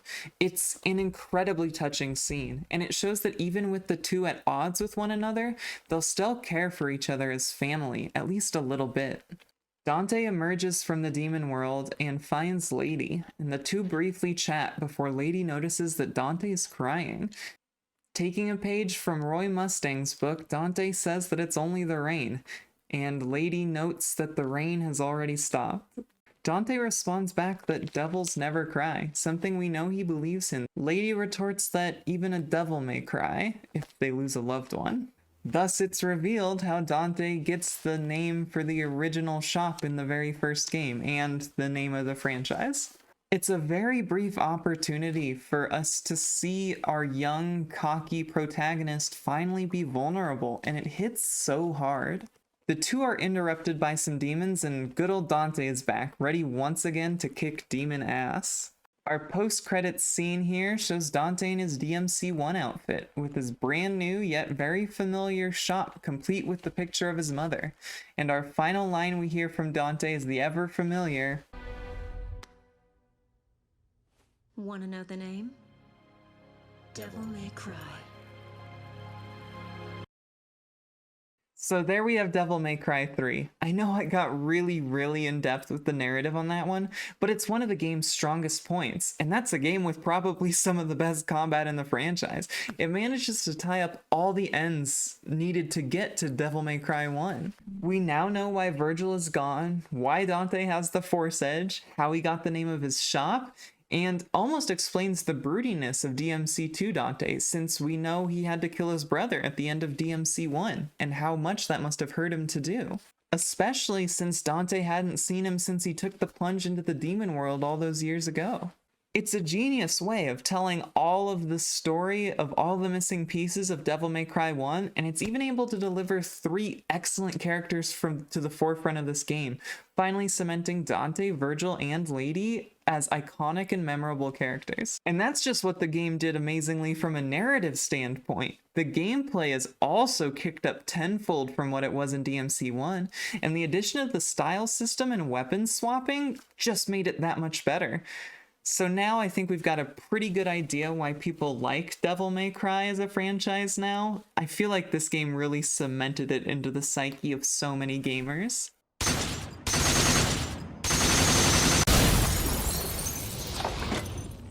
Okay, so as a follow-up to the masterpiece that is Devil May Cry 3, we get Devil May Cry 4, and okay, hold on, that's not Dante on this box art. That's right, this time the game opens with a new guy running down the street while a really beautiful song plays that's being sung by a girl in a cathedral thing. So this new guy comes across a bunch of demons that look like those puppet things from Devil May Cry 1, and oh, he's actually kind of kicking ass. This is an interesting scene here because it almost sets Nero apart from Dante on just the music alone. We are so used to Dante slaying demons with those heavy rock riffs accompanying him, and to see a beautiful vocal song get played while Nero absolutely annihilates these demons does make it feel a little bit different than the Dante we were used to seeing in these games. Nero manages to make it to the cathedral where he sees the girl that was singing and shoots her a cute little smile. Aww. Now this church guy with a really big hat, who I will probably accidentally refer to as the Pope a few times in this video, starts preaching about the Dark Knight Sparta. Oh, interesting, so they know Dante's dad in this one. Cool. That girl that was singing early comes to talk to Nero, only for him to put his headphones on like a really cool dude, but it's all cool. He did get her a gift. So then everybody starts praying, and Nero's like, damn, this shit ain't my scene, I'm outie. But suddenly, oh shit, there he is! It's Dante! Dante busts in through the roof, and oh my god, he shot the Pope guy directly in the head. Holy shit. This opening cutscene really wants you to think Dante's the bad guy. I mean, he turns his head and there's Pope blood all over his face, and he cuts down all the guardsmen in this place in a real dramatic fashion. So our new protagonist, Nero, decides he wants to get involved and leaves his girlfriend, who we now know is named Kyrie. And what better way to have our new protagonist be introduced than by drop-kicking Dante directly in the face and pulling out his own revolver, which, oh, it shoots 2 bullets. Badass. So before we start really getting into the cool fight scene, Nero's obviously got to put on his headphones and oh, he's listening to cool rock music too. He's just like Dante, never mind. They engage in some really crazy mid-air gun kata shit, and then we see that Dante's just toying with Nero.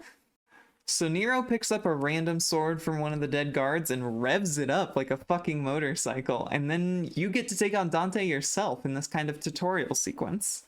Dante has barely said a word at this point, and already this game wants you to try and beat the shit out of him. The difficult thing for me here is that it actually serves as a tutorial to teach you about the game, since it's not doing like huge pop-ups or having you look at the move list. It's kind of like actually giving you an in-game tutorial, which isn't something we see in a lot of the Devil May Crys. That unfortunately means the cool fight where you get to fight the previous protagonist is slow and kind of boring because it has to teach you the controls. It's an interesting concept for sure, and we will get a better Dante fight later, but this just feels almost wasted in a way to have it be on a tutorial. After you do enough of the early tutorial stuff, we get another cute little cutscene where Nero is forced to block Dante's stinger with his bad arm that's been in a cast this whole time, only to reveal it's actually a dope-ass demon arm that Nero uses to launch a giant sword at Dante before he can even finish his sentence. This is Nero's replacement for the style system, since he doesn't have his own style system, obviously. That's Dante's thing. The two engage in a bit of back and forth cocky banter that you would come to expect from any white-haired character in a Devil May Cry game at this point. Then you finally get a non-tutorial battle against Dante. It's a little weird because you don't have a lot of your tools in this fight, but it's fun enough, and when you shoot your blue rose at Dante, he blocks the bullets with his ebony and ivory. Like, it's very cool the way that this Dante fight plays out, even if it's just a little earlier on in the game than I would have liked. After the fight, Nero absolutely starts brutalizing Dante with just a flurry of punches, and then even stabs Dante with his own rebellion, which we know at this point does absolutely fucking nothing to Dante. At this point, we know that Dante's gonna just slide off his sword like he always does, and then he tells Nero that he and Nero are pretty similar, and he points to the guardsmen who have all turned to demons at this point. This opening level and set of cutscenes are pretty classic Devil May Cry, in my opinion. We get a new protagonist that can actually seem to hold his own against our Dante, who appears to have had his own little heel turn, before he reveals that everyone in the church is actually a demon. It's worth noting Dante also looks significantly older in this game. It takes place after Devil May Cry 2 does, and his outfit has definitely changed quite a bit, with a lot more skin being covered up, especially compared to the last game. And now he's even donning some crazy cowboy boots, which it kind of works for him. Kyrie then brings Nero his real sword, the Red Queen, and it's revealed that the little box gift that Nero got to Kyrie earlier is actually a necklace, which she then puts on. There's a rumbling outside, so Kyrie and her brother, who's a major character, and Nero all run outside, and Nero decides to fight some demons with the newly equipped Red Queen, and that classic track letting us know that the time has come, and so have I, and we get to see just how cool Nero is. He even surfs on a demon. It's super sick. In one of the earlier sections of the video, which was probably an hour ago now, we talked about Nero and how his style and how he works well as a couple to Dante's now older self. He's got that same cocky attitude that we saw from the younger Dante in the last game, and it just makes the sting of having a slightly more mature and put together Dante from the one we loved sting just a little bit less. Nero's gameplay himself is a ton of fun, but he doesn't get as many weapons as Dante did in the previous games. He just gets tons of upgrades on both his Red Queen, his Devil Bringer, and his Blue Rose.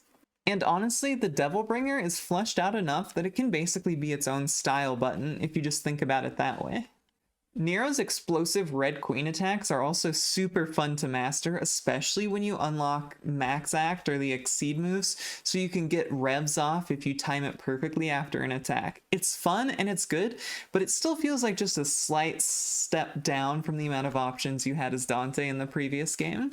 So the game progresses you through these levels in a much more linear fashion than the previous game, taking you on a clear path to Nero's destination. It's a lot of learning to fight new demons and learning Nero's new moves, and the encounter areas are actually pretty varied compared to the previous games. So once again, you start to get the hang of that good old Devil May Cry combat, and souped up with a new style scoring system with new words on it, which is honestly, it's a little change, but it's much appreciated. Eventually, as Nero, you'll come across your first boss, a fire centaur thing with a big ol' sword, you know, classic monster thing that emerges from like this big fucking rectangle.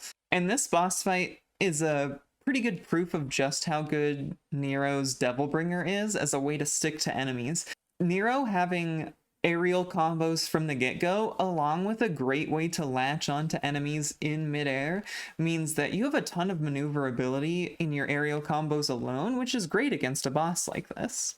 Once you manage to wail on this guy's head enough after you've been stuck to it like glue thanks to your Devilbringer, you get to see one of the coolest parts of the new Devilbringer system, which is these kind of cinematic takedown things. These takedowns look really cool and do a shitload of damage, which makes it pretty much quintessential Devil May Cry. And not even against bosses, but you can do this against normal mobs too, and when you slam these, they'll run into or knock back other enemies as well. Think of them like the No More Heroes style wrestling moves, and they're very similar in the way that in that franchise, I will never get tired of suplexing somebody.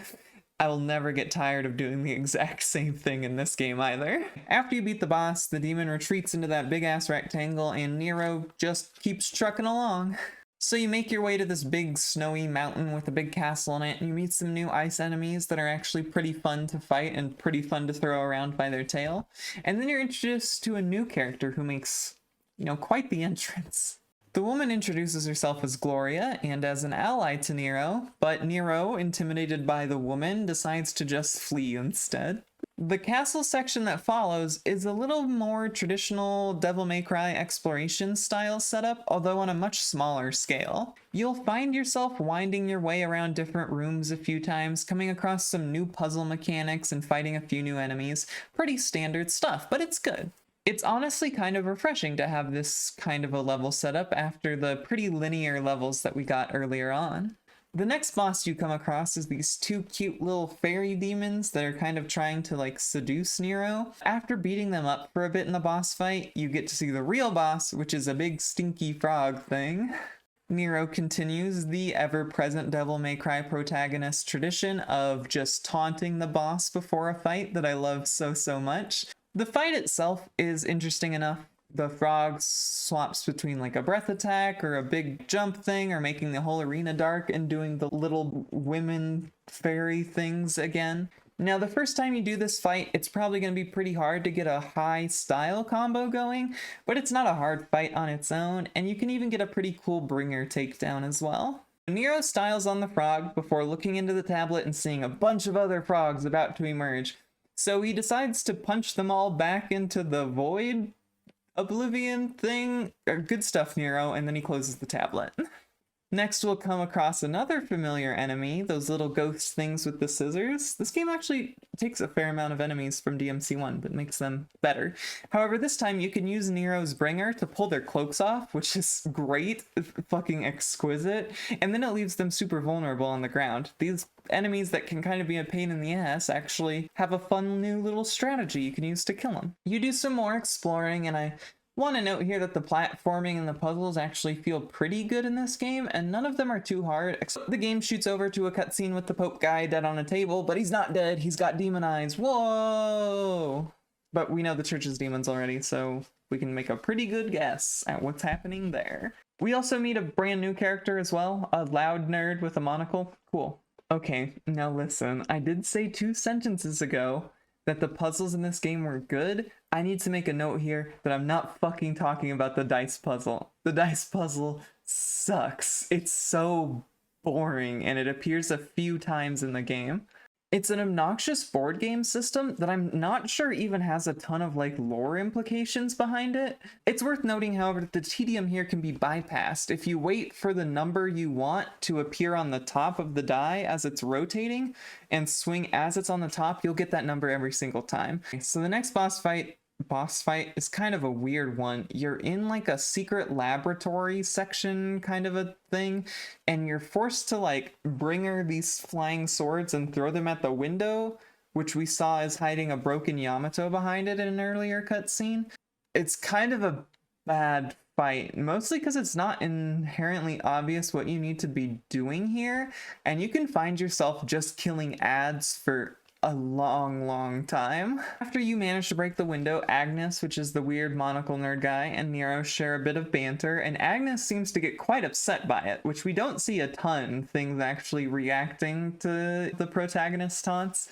But then Nero makes fun of his stutter, which, like, that's kind of fucked up, Nero. Agnes decides to take a huge interest in Nero's devil arms, surprise, surprise, and conveniently decides to tell Nero their entire plan to harness demonic power. Agnes reveals the church had been summoning these demons using a Hellgate he made that was able to be used after he used a devil arm, which are the names for weapons in this game. It's not like a devil arm per se, it's like a weapon. So Nero's about to die here. He's like pinned up against the wall, and he remembers he's actually here to save Kyrie. He hears her voice in his head, and we see him awaken to his demonic power by fusing the Yamato back together. Interesting. This forces Agnes to turn into like a super dope, cool moth looking thing, and we see Nero is now able to use his own devil trigger and can like summon a demon behind him using the power of the Yamato, which I wonder why Nero can do that. I wonder if the game will explain it to us. So Nero begins to talk about, you know, needing more power, that he wants enough power to be able to save his loved ones, to save Kyrie. And this is a huge cutscene in the context of the rest of the game in Devil May Cry 5, but we're not there yet, so I'll talk about it when we get to DMC 5. So the next area we come across is a cool little forest section, and we get some more interesting exploration. I really like the exploration in this game. They're self-contained and short enough to like not be tedious as you're walking around, but they're also large enough to like make exploring and figuring out where you need to go actually exciting. Next boss you come across is a cool little serpent lady thing that flies around, and this fight is a ton of fun once you actually get it down and you're able to like stick onto her and combo her over and over again. Devil May Cry 4 improves a lot over the monster boss fights, which were some of the weakest parts in Devil May Cry 3 in my opinion. It just makes all the monster boss fights a ton of fun in this game. So the fight ends with that boss once again retreating through the tablet despite Nero's best efforts, but he picks up a cool key item that can let him access areas from the forest that he previously couldn't get through. Neat. So you keep progressing, and your next major boss fight is against Demon Credo, which is Kyrie's brother. It's a really fun fight, and a souped up version of the knights that we've seen previously throughout the game. At the end of that fight, Nero nearly kills Credo before Agnes, the monocle man, brings out Kyrie and shows her Nero's demon abilities. She obviously freaks out a bit, and Agnes takes Kyrie hostage, and Nero and Credo become temporary allies, as Credo didn't realize the Pope wanted to use Kyrie as a hostage either. Next up is a Moth Agnes fight, and it's another pretty fun monster fight where he summons smaller demons. It's a good little show that even when people get demon powers, if they're not good fighters, they can't really do a whole lot with them on their own. Agnes's abilities while he's by himself are pitiful, honestly. So the Pope takes Kyrie away once more, and Nero barely manages to let her get away, only managing to snag the necklace before she's escaped.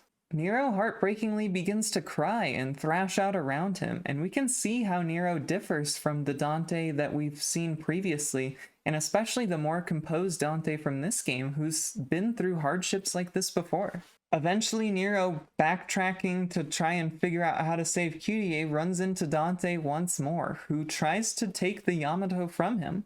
And we get an actual real Dante fight as Nero. It's a lot of fun. At this point, you have a ton of abilities as Nero, and Dante's got his whole suite of abilities as well. You finally get to know exactly how the demons felt when they ran up against Dante and his entire swath of cool abilities he can use to counter you. Eventually you'll get the hang of the fight and you'll figure out what openings you actually can attack in, which with Dante are kind of few, especially depending on what style he's in at the time. I want to mention here, as I don't think it's as good as the Virgil fights of the previous game, something about this Dante fight just feels a little off to me. I don't know if it's the fact that Dante has so many abilities that they can't really feasibly give him a ton of openings without making him feel gimped. Virgil only had 3 or 4 attacks. Dante's got a ton, especially between his styles too. If they really gave him all the power he had in the previous games, he'd be pretty much impossible. Which the downside is this makes this boss fight feel like he's going easy on you. So Dante lets Nero know that he can keep the Yamato now that he's calmed down a bit from his outbreak. It seems like Dante was just trying to help him out after all. I definitely think this was on purpose, as Dante knows all too well just how Nero's feeling here, so it only makes sense he would try to help him out. Gloria teleports next to Dante, and oh, turns out she's actually Trish. That's awesome. Super cool. The downside being we have another character in our Devil May Cry franchise that just turns out to be a character we already know, which is a toss-up. We don't need a ton of good characters, and I'd rather have a few good characters than a billion mediocre ones. But it's always crazy when they do this switch up and it's like, oh, this is a character you already knew, like Jester in Arkham. Nero eventually makes it to the Pope, and we have a pretty fun boss fight where you get to bounce around on these little Pope turrets to smack down his Pope shield and then beat the shit out of him with your bringer punches. It's kind of cool. It's pretty easy once you get the hang of what you're looking for there. But it is a fun fight visually, so I can't complain. Nero was nearly about to deal a final blow to this giant Pope statue thing when the Pope pulls out Kyrie and uses her as a hostage once more. The Pope captures him, steals the Yamato as well, and then explains that he needs the blood of a son of Sparta, which apparently Nero has running through him. Interesting. That means one of 3 things. He's Dante's kid, he's Virgil's kid, or he's a third brother. Credo swoops in and gives Nero a chance to escape, only to be cut down by the Pope with the Yamato. Credo ends up being a pretty cool character for the limited amount of screen time he gets. Unfortunately, well, we'll see what happens to him later. Dante tries to inspire Nero to keep fighting, tells Nero that he's being melodramatic, which coming from Dante is probably the most ironic thing he could have said. So Nero does what any good Devil May Cry protagonist should do and flips Dante off before getting absorbed into the giant Pope statue. So now shit starts to get real. Agnes uses the Yamato to open up the Hellgate and all hell breaks loose. Ah ha ha ha ha. We got one more game. That's happening again. Demons start to swarm the city, only to be brought down by the royal demons, just as the giant Pope mech looms over the sky. Oh, that was their plan. They brought on a demon invasion just so they could play the role of the saviors. Interesting. So now the Dante section of the game starts, and okay, so the gameplay is obviously very good. It's Dante gameplay. It's always fun. But there is a downside, which is you're backtracking through all the areas you already played as Nero, fighting bosses you've already seen. The only difference is we get Dante's cocky banter in the cutscenes and his stylish stuff instead of Nero's. This is one of the weakest parts of the game, and it sucks because the Dante gameplay is really, really good, but it's just so tedious running back through all the same stuff you've already did. There's been talk that there was a developmental timing issue with Devil May Cry 4, which is why this feels like it's entirely rehashed.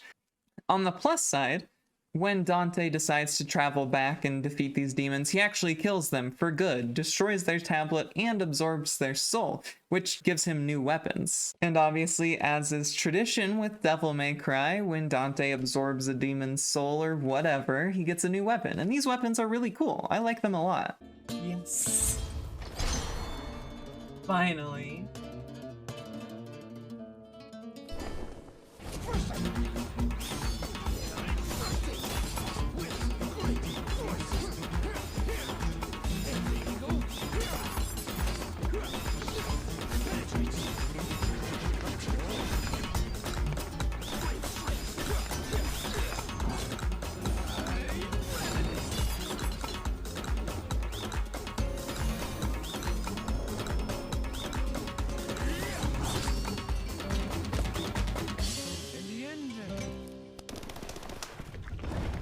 Satisfied. You are set free.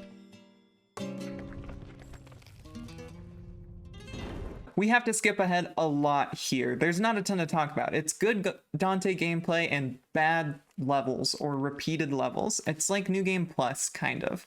We make our way back to the cathedral from the opening cutscene, and this is where Agnes and Dante share a little theatrical monologue about demons and humans and power, and it's perfect. This is quintessential Devil May Cry goofiness. It's over the top, it's witty, and it somehow fits the narrative too.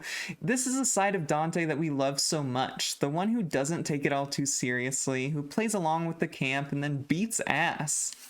Dante retrieves the Yamato and uses it to slice the Hellgate to shreds. Very cool, and it's just as flashy as we'd expect from someone who's wielding the Yamato. He's just like Virgil.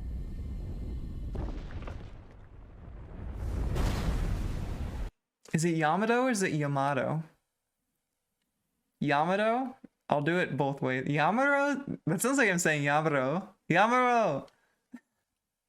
Anyway, now we get a fight against the Mecha Pope, and it's just not really that great. You bounce around platforms, slicing at the guy's weak points when his attacks leave him vulnerable. It's so slow compared to the fights we expect, and there's not a ton of opportunity for, like, you know, getting a high stylish rank. The one saving grace here is that the cutscenes with Dante are actually pretty cool, and he has this one really awesome one where he shoots the Yamato into the Mecha Pope to awaken Nero. So Nero grabs the Yamato, awakens to go challenge the Pope once more, but first, oh god, he has to play that fucking dice game again. Okay, this sucks. You're in the climax missions and the game makes you play the Why is this even in the Mecha Pope? Why is this here? Eventually, Nero makes his way to his holiness, where he is wielding the Sparta and holding Kyrie hostage, and this fight is an absolute blast. It's more turret jumping and shield breaking, but this time against a pope that's been powered up by, you know, Sparta's powers. There's even a section where you have to time your Devil Bringer to get a counterattack, and it's so cool. When Nero finally takes him out, he gets to be the one to say the classic line in this game. So admittedly, it's not as cool as when Dante or Virgil say it, but it was in a fight, like an actual gameplay fight, which is kind of cool. I like that. Nero escapes with Kyrie and returns to Dante only for the big pope to have one last ounce of fight in him. Nero resolves to end it by his own hand, and you begin the real final fight. Although it is a bit more of a gimmick than an actual fight, you just have to stun him. But the ending cutscene gives Nero a chance to be really, really cool and explode the Mecha Pope's head with his Devil Bringer. It's pretty cool. Dante and Nero share a cute little scene, and Dante even lets Nero keep the Yamato, saying he trusts it to him. Lastly, obviously, Nero and Kyrie reconcile, and Kyrie says she doesn't care if Nero's got a demon arm. The two even share an almost kiss before getting interrupted by demons, and we get our end credits fighting sequence. But not before Nero steals one of Dante's lines. After DMC 4, there's no hint of another entry on the horizon, like for a long time, and then we get something after 5 years. Unfortunately, a lot of you know what this is. It's the Ninja Theory reboot of Devil May Cry.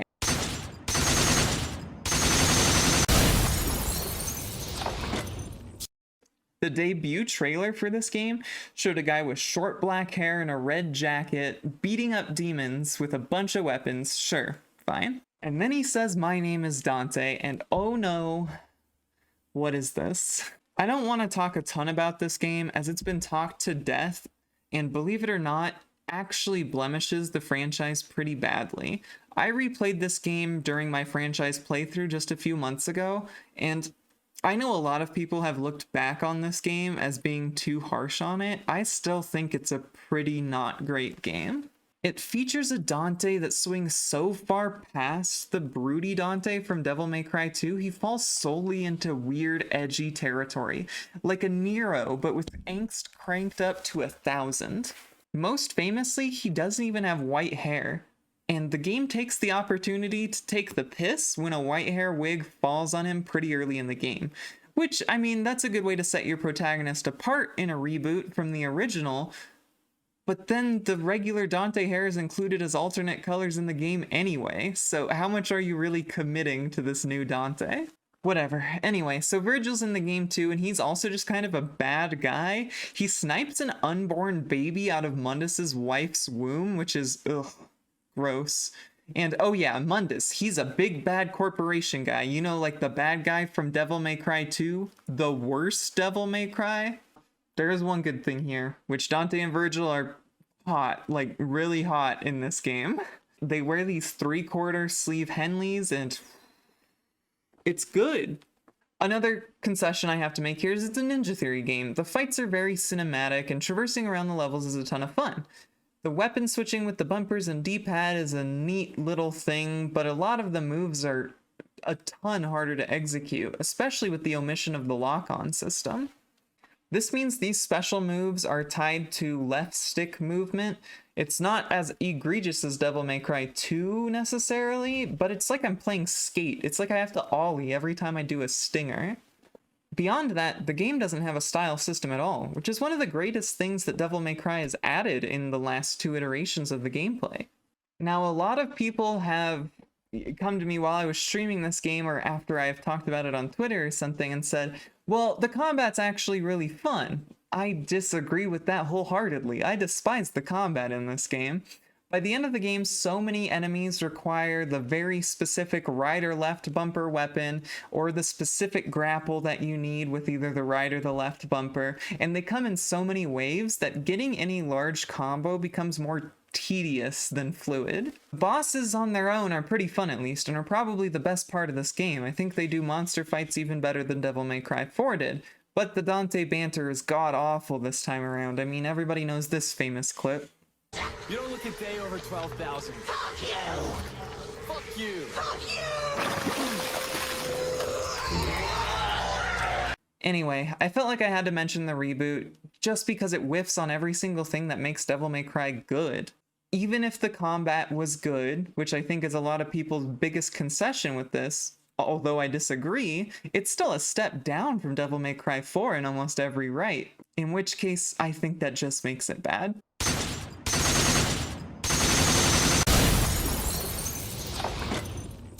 So now we're moving on to another good game, and the last 25% of my script. I can't believe there's still 6 pages left to this single-space 12-point font document. So after another way too long wait after the reboot, we finally get ourselves a trailer for the new Devil May Cry. It's at E3, and oh man, this one is an absolute doozy. I really want to talk about it in its entirety because it drummed up so much hype, like nobody's business. It opens with a bunch of demons terrorizing a town, and then the Capcom logo flashes. I think everyone watching the trailer saw that and just fell silent. I know I did. Next, we see a van tear through the city as the opening notes of a song play, and oh my god, that's Nero. And oh my god, the van has that neon Devil May Cry on it. First thing I notice here in this cutscene is, man, these character models look amazing. Nero looks so much older, but he's flipping around the van, shooting demons with his new devil hunting partner at the wheel, only for him to equip, oh my god, is that a fucking robot hand? Next, we find out that the girl built the arm for Nero, and we get a showcase of him beating ass, and oh my god, he's skating on that robot arm. We also find out he lost his arm because somebody took it, some mysterious man, and then we hear that oh so beautiful Devil May Cry. And then we see our beautiful boy, oh, daddy, Dante. So after all these years, we finally get a Devil May Cry 5, and oh my god, it's looking to shape up like a masterpiece. The game opens with a giant demon tower sprouting up in Redgrave City, very similar to Devil May Cry 3, and we get our first in-game reference to Morrison the Broker. He's from the anime previously.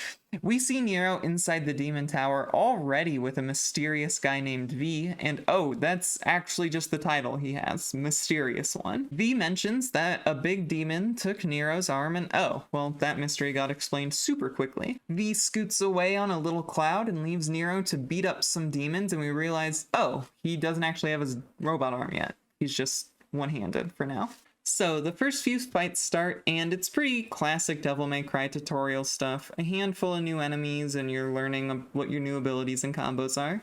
Something else to notice in these opening fights is the animations feel much better than they have in the previous games. Not that they were bad by any respect, but they feel so weighty and clean in this iteration that it just feels amazing. We also see that Red Queen got a little bit of a style upgrade. This is actually the Devil May Cry 5 Red Queen. The original in 4 had some thorns around here and stuff like that. Eventually, we make it to the big demon bosses Nero, and we see that Dante, Trish, and Lady have all already been defeated by him. You start a fight with this demon and, oh, he kicked your ass. Oh, never mind. You're supposed to lose that fight. I guess that's okay. Dante manages to get up one more time and activate his devil trigger, only to get blocked by this big demon guy.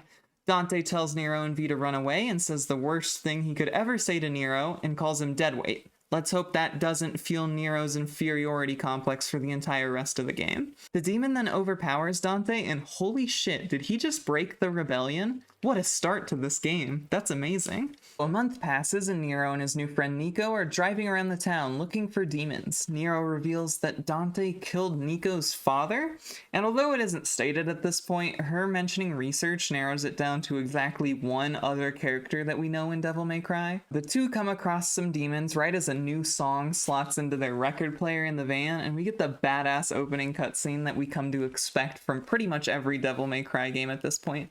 The music hits the chorus right as Nico flips the van and Nero slow-mo shoots demons as the opening credits get like motion tracked onto a bunch of objects going through the scene. It's absolutely classic cool and exactly what we expect from this franchise. It's good to know we're going back to the good stuff after the reboot. Actually, I want to mention, since the motion tracking text I brought up from DMC5, the reboot actually does that, and it's one of the coolest parts of the reboot, so I'm glad that was one of the few things they took inspiration from. We have a shitload to cover plot-wise in this game, and it's up there with DMC3 in terms of like narrative extensiveness, so that's a lot of what we're going to cover here. If we really want to focus on the narrative and what makes that cool, then we need to bust out exactly why the gameplay is pristine in pretty much one go. So there's 3 main characters you play as in this game: V, Dante, and Nero. We're going to cover each one of them individually as we first get our chance to play with them. So the first person up here that we're going to talk about is Nero. Another brief thing to mention before I get started on the gameplay is I've played this game a lot, and I don't remember what the first playthrough of this game is like regarding your abilities and what you have access to a lot of the time. I'll be talking about the characters with their full abilities, with the exception of one of Nero's abilities that's like very time-locked to the last mission of the game or so. The first character you get to play as is Nero, this time equipped with his Devil Breakers instead of his Devil Bringer from DMC4. These add a ton of variety to the gameplay, and while they only add 1 or 2 moves per breaker, there are 13 breakers in total if you get the DLC ones, and you can equip like 8 or 9 once you get the max upgrade. This means you can equip up to 8 or 9 different Devil Breakers, and as you progress through the level or the fight, you can almost map it out. Like, you want these breakers to break at this point during the fight, because you can explode them to either break yourself out of a combo that an enemy has you in, or do a little knockback thing. My personal favorite breaker was, believe it or not, the Gerbera GP01, because, yep, it's a Gundam reference, I have to like it. It's required by law. Using this breaker would gain Nero an on-demand dodge, which could be chained together, just enhancing his mobility a ton, which is super useful since you don't have access to the bringer anymore to, you know, devil bring the devils to you. The Red Queen and the Blue Rose have both been upgraded an immense amount as well, adding new abilities that you can unlock. The Exceed/Max Act system from Devil May Cry 4 returns in Devil May Cry 5 with the advent of the new Red Queen, only this time it's even better. These explosive moves are changed depending on whether you have 1, 2, or 3 rev charges in your sword at the time. Nero is a ton of fun, just like he was in 4, and he's a solid pick, relying on long combos and combo extensions, charge shots with his Blue Rose, and mastering the timing of the Exceed system to make sure that all of your moves are always as explosive as they need to be. Nero is just better in every way than he was in Devil May Cry 4, and the enemies in 5 are arguably a lot more fun to fight than the ones in 4 were. Side note, there are 2 exceptions to that. It's those fucking teleporting enemies. Fuck those guys. Worst enemies in 5 by far. So the game starts and we can get a basic handle on Nero's new moves in the first level, and we get a pretty basic fight against a mini boss thing. It's not too difficult and gives you a chance to learn what Nero can do with his devil breakers. After beating that mini boss, we get a little story cutscene that shows how Nero actually lost his arm. He and Nico were working on the van when a mysterious man approaches Nero. Nero decides to offer him some food because he's a nice guy, and apparently Kyrie always makes a ton. Listen, side note here on Kyrie, I need to get this like recorded and in print or video or whatever, that the reason we don't see Kyrie in DMC 5 is, I think, because she's pregnant, or they want the story to like include the chance that she could be pregnant with whatever our new protagonist is going to be in Devil May Cry 6. That's my called shot. I'm putting it out there. Okay, so this dude walks up to Nero and just slices it clean off. Well, after it starts to glow, letting Nero know that something's weird with this guy. He mentions that he'll be taking it back and then transforms Nero's arm into the Yamato. Then he makes a portal and steps into it. I mean, that's gotta be Virgil, right? Who else could it be? We don't know any other wielders of the Yamato, let alone people that owned it at some point and would want it back. You progress through some levels as Nero, and it's pretty fun. The levels are fairly varied in this game up until we get into the Demon Tower stuff, the Clyfoth route stuff. Up until then, traveling through the city is a ton of fun. And eventually we come across a phone booth. Nero rings up Nico, and she has a fun little cutscene where she drives up so that you can do upgrades before the boss fight occurs. The first actual boss you get to fight in this game is a big monster man with a big mouth on his tummy. It's important to note that the cutscene we get here shows that Nero hasn't lost any of his cocky edge, even though he's aged a little bit since we last saw him in 4. The fight begins for real after that cutscene, and it's a fun little boss fight. It's like got 3 separate stages that you crash through the church and then crash through the walls of the church into this open courtyard. It's a ton of fun. I really, really like this section and this fight in general.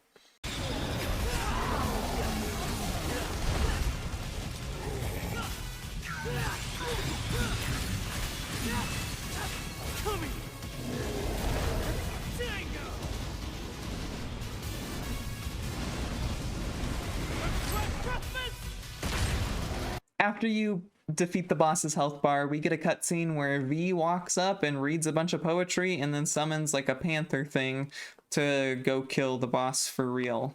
V's a very strange character in the opening sections of this game. He reminds me of, you know, our kind of DMC 2 broody Dante, but he's got like this little poetry gimmick thing going on. It's interesting. He's also here to explain some of the story to us, that big tree is the Clyfoth and that it steals humans' blood and shit like that. You do some more fun Nero levels, and I wish there was more to say, but after 5 games of Devil May Cry levels, there's not a ton to say besides, at this point, the gameplay's super refined, so as you're progressing through this stuff, it's just a blast to try out all your new abilities and, you know, level up your combos and stuff like that. The next boss we get here is this flying moth thing, a boss that's actually really tedious to me, especially without Nero's endgame ability that I'll talk about later. It becomes very difficult to stick on her as she flies around the room and can kind of be a pain in the ass on your first playthrough. So Nero slashes this boss like in half, kind of, and Lady pops out of it, completely naked and covered in slime. And this is one of my biggest complaints for DMC 5. Nico's a very cool female character, but Lady and Trish are kind of relegated to extreme side characters in this game, and Lady kind of just gets fan serviced in her opening bits. Now you get to play as V, and he's very, very different from the other Devil May Cry protags we've played as. Instead of fighting head-to-head with blades or guns, he summons 3 different creatures to help out. And once you do some of their moves, you realize, oh shit, these are 3 enemies from the first game. You've got that weird dog that can like mold its shape into like mouths and needle pincer things. You've got the griffin with its electric power, and then, oh, so this is Nightmare actually, which is a boss we did fight in the first one, but I barely talked about. He just looks very different in DMC 5, but he's still got his lasers, so it's at least recognizable somewhat as him. It's an interesting and pretty fresh change-up to the combat formula, and it feels nice since you still get to finish off the enemies when they're weak by, you know, teleporting to them and stabbing them with a cane. There's something actually kind of satisfying about sitting there micromanaging your summon's different abilities while V sits there, you know, reading poetry or playing an air violin. Okay, so V's a cool guy. You fight a boss, you get smacked underground, and you get more, DMC gameplay, waves of enemies. It's good stuff. The only thing that lacks here, and at this point it's kind of noticeable, is there's not a ton of backtracking or exploration in these levels, outside of just a handful of nooks and crannies. I don't super hate that it's missing, though. I do like these kind of linear levels a ton, and they're well designed, and when the gameplay feels this good, it's hard for me to justify that taking breaks from that to backtrack around would actually be a good thing. Eventually, V makes his way to another boss, and it's a knight riding a horse, and oh my god, it's the horse from Devil May Cry 3. It's a cool little callback, and the fight itself is pretty fun, although a little tough to get V's hits in with his summons. Our very next mission involves getting thrown right into a big boy boss fight with Nero, where you have to open up some points on his leg and jump up to them, and I don't actually remember how you're supposed to do this on your first playthrough because that endgame upgrade makes it significantly easier. In any case, it's an interesting little fight on this big guy where you can practice your DPS combos and stuff. The next boss fight we come across is more of a mini boss, but it's Proto-Angelo and a bunch of his little Angelo armies, and this boss fight takes place on another theatrical stage, which I love when this shit shows up in Devil May Cry, honestly. It almost feels like a pattern at this point. But this one is sliding down a hill through a city. It's really cool, and fighting the Angelos is a lot of fun. I don't really have a ton of complaints for this one. It's just a solid fight. So they land after this stage almost flies off into a giant pit, and V mentions that the place they landed is familiar to him. Ooh, how mysterious. V and Nero split up here, and Nero travels back to the Qliphoth, confronting Urizen once again, which is the big demon man. The cutscene before the fight involves Urizen saying an interesting line where he calls himself Power Absolute. Interesting. So this isn't like a real boss fight against Urizen. It's the same thing as before, but this time you have powered up abilities and you've got your Devil Breakers now. And you just need to defeat the crystal that kind of protects him from his throne. Once you blow that up, there's a cutscene where you actually manage to slash at Urizen. However, all that does is anger the demon, and he stands up and whoops Nero's ass. Now, just before Nero gets crushed, Dante flies in with a fresh new Devil Trigger form, and this time he's not taking any shit. But the game stops there right when that confrontation starts, because we need to figure out just how Dante got here. I'm looking at my script and it is just one page with no line breaks. I think this is going to be miserable to read. So we get a huge flashback, way in the past, well, okay, not that far in the past, medium in the past, of Morrison introducing Dante to V, but not before we realize that Dante's devil hunting agency hasn't really been doing so hot. I mean, the power's shut off.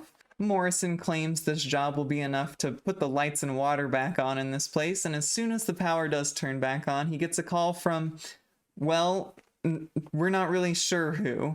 Now, that's not entirely true. We're not sure because we haven't talked about it in the video, but this character is actually from the animated series, the one where Dante won't stop eating ice cream sundaes. It's neat. You should watch it. I highly recommend it. So V starts explaining the job to Dante and explains that the demon that V wants dead is Dante's reason for fighting. And when Dante asks who the demon is, the cutscene dramatically fades out, so we don't get to know. We shoot back to nearly present day. It's a few minutes before Nero fights Urizen, and V is trudging around for a while when he spots what he's looking for. The Sparta is lodged into a random wall nearby. V attempts to wield it, but it's just too much for him. However, he managed to come across a wounded Dante. Dante was lucky enough to fall into the arms of a statue after he got launched away by Urizen, and so he's actually still alive. The next cutscene involves V looking like he's going to stab Dante directly in the face with the Sparta, and as soon as the sword's about to land, we get a cutscene. We get an interesting little Dante flashback here. We get to see him hiding in a closet the day his mother died.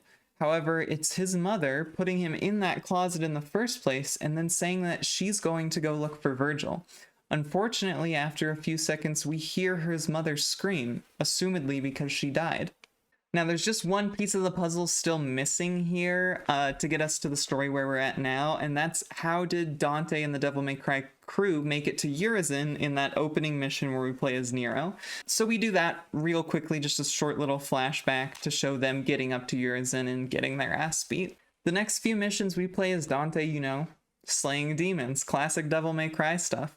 The gameplay for Dante I want to talk about here because it is incredible.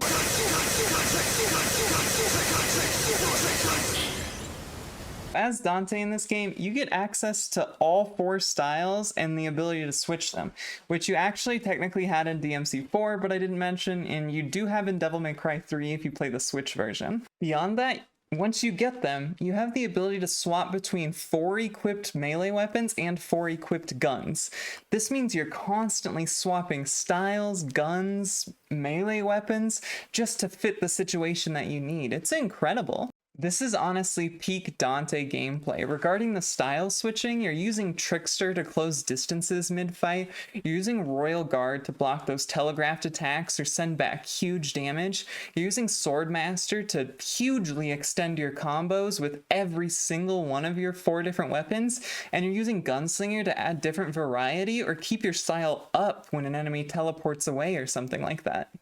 The ability to switch your melee weapons means that all in one combo, you're switching from Rebellion to Nunchucks to your punches to your motorcycle, all to fit in one combo before your enemy becomes invulnerable or does their little animation to get away. It's absolutely brilliant. The only downside is it can be incredibly daunting. There's so many choices you can make for different situations that it's almost overwhelming. The upside here is new players don't need to master every single one of the different weapons or every single style to be effective. It's just something you can choose to master if you want to. Personally, as someone who adores this franchise, I would say take the time to master these kinds of different gameplay options, especially if it's a game you want to play again. It's going to feel better to get that practice in now. But at the same time, you absolutely don't need all of these tools in Dante's kit to be successful. I think the fact that you both don't need every single tool in Dante's kit, but you can still use them to get huge style multipliers or combos shows just how well tuned this combat system actually is. Okay, so moving on back into the narrative. Dante's first fight is against Cavalier Angelo, and this is like the boss to style on. He's humanoid enough that you can really Royal Guard a ton of his moves and combos, but he also has a ton of big moves that feel great to dodge with Trickster, or even manage to Royal Guard those as well. Now, defeating this boss grants you 2 things, a dope-ass motorcycle weapon and Trish fan service, if you're into that. V starts to run up on the 2 right as Dante decides to motorcycle away, and V explains a ton of more lore to Trish, just because, I suppose. V tells Trish he's going to explain to her the story of his birth.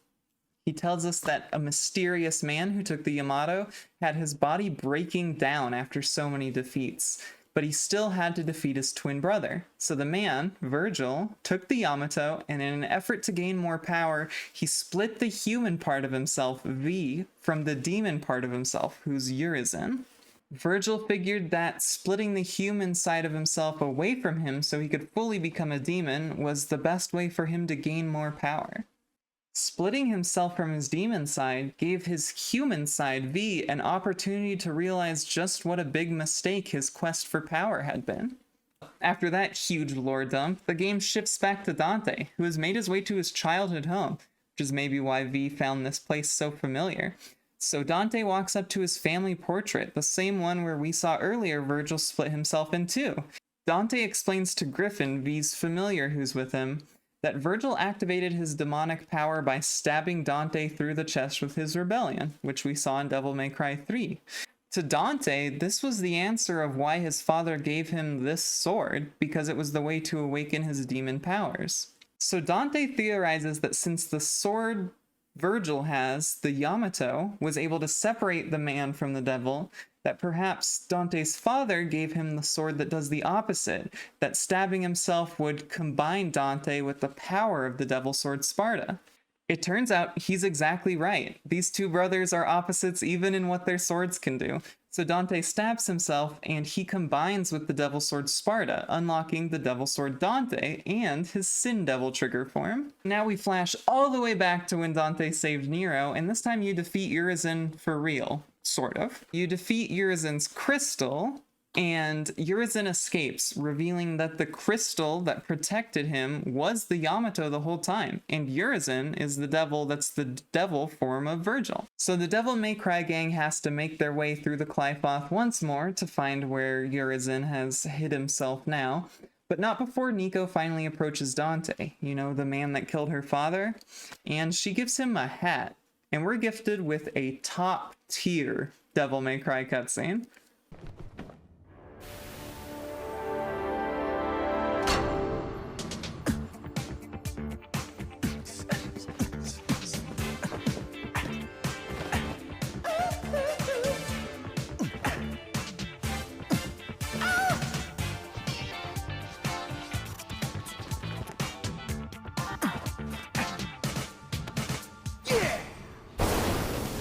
After that, Nico also reveals that her grandmother is the one who actually created Ebony and Ivory, a cute little bit of lore. And I think the implication here is that she made the two guns that Sparta used as well, which Trish now uses. So Dante tells Nero to sit this one out, because he doesn't think Nero's right for this, but not for the reasons Nero thinks. And obviously Nero gets a little upset about being called deadweight again.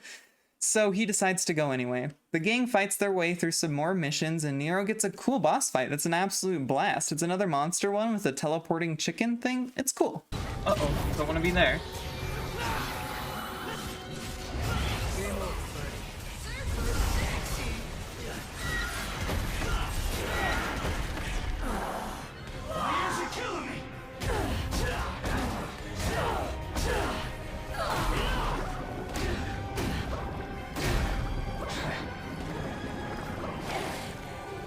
However, in Dante's neck of the woods in the Qliphoth, we come across another boss fight, and this one's very familiar to us.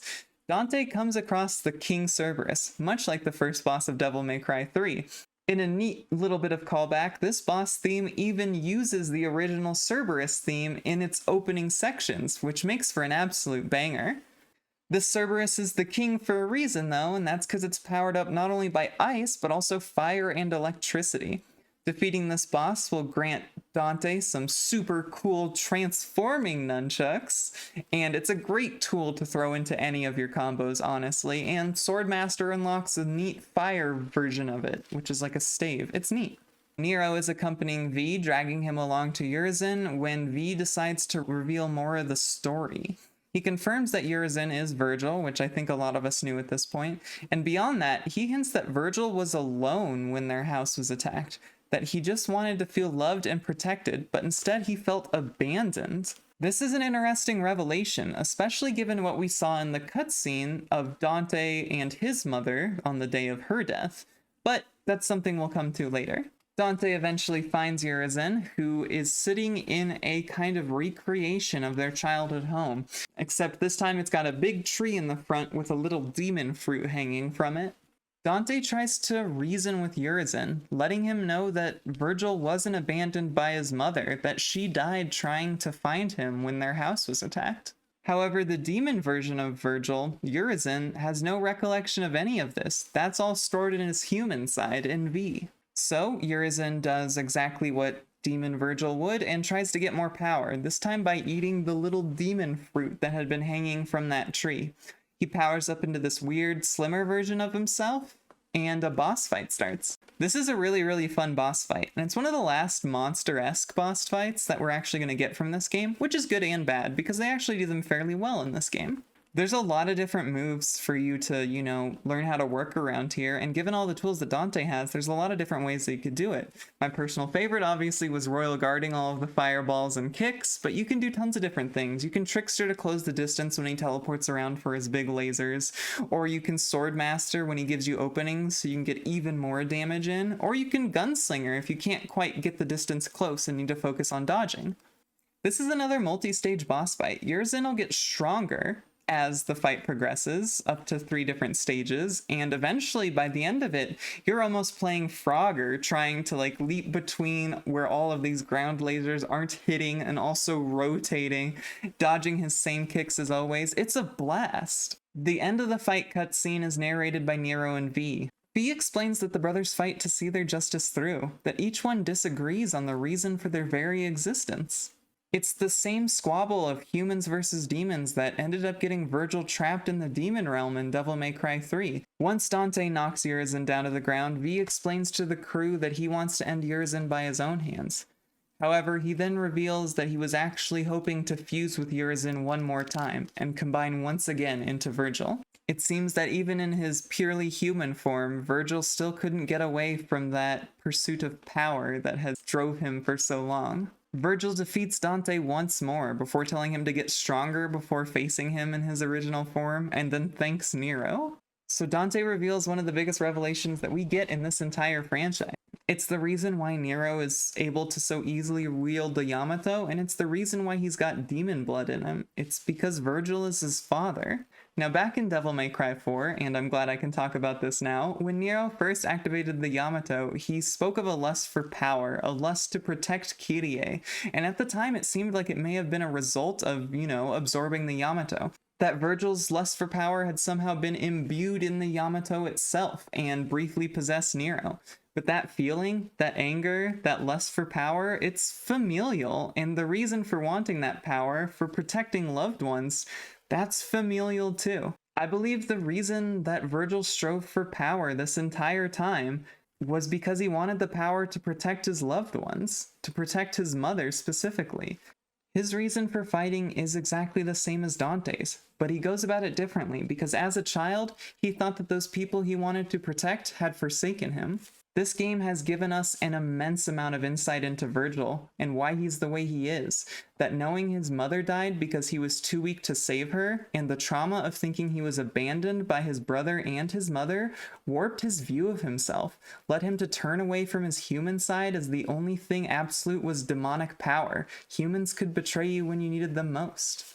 To know that these two twins, so traumatized by their mother's death in completely opposite ways, forced them to forsake a part of themselves and in turn each other, it's tragic.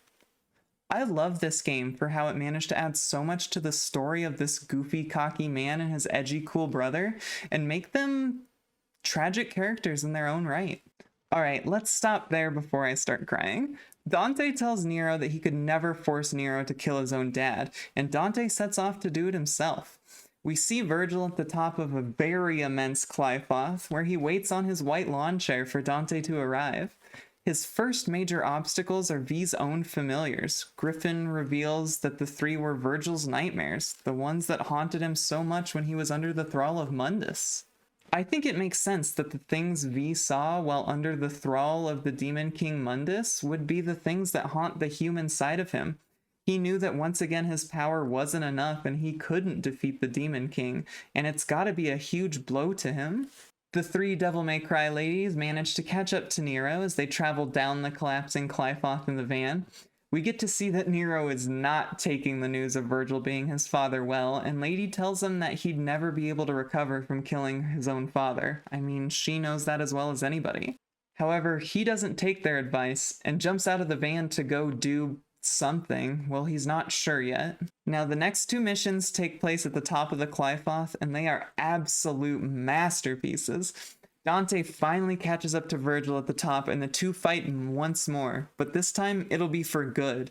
The Virgil fight is an absolute blast here. Virgil's basically just an upgraded version of what his fight was in Devil May Cry 3, but this time he's got his own Sin Devil trigger as well. His movements are quick, calculated, surprising. It's everything we would expect from a Virgil fight at this point, and it's probably one of the best, if not the best in the franchise.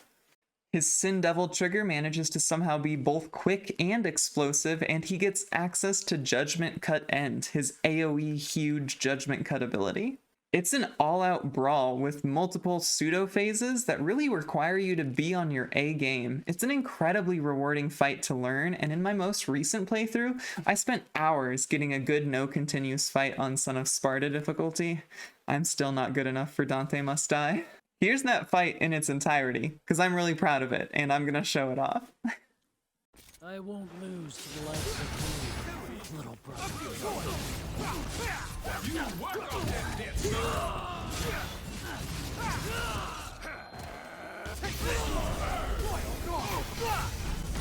While this awesome gameplay plays in the background, I figured I'd take this opportunity to tell you that I have just opened up my very own Patreon. If you're liking the video you see and want to support me making more of these videos in the future, that's the place to do it. There's a couple different tiers you can do, giving you access to stuff like bloopers and things, or even the ability to vote on polls for future videos. I'm really excited to take this step forward with my content creation. Let's rock. Cut you down.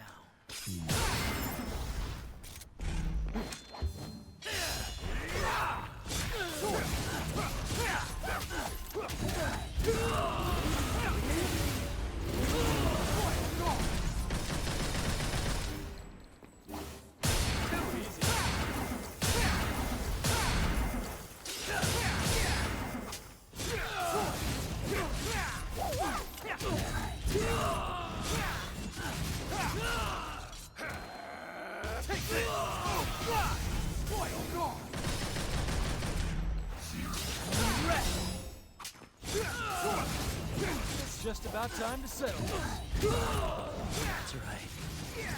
Come on.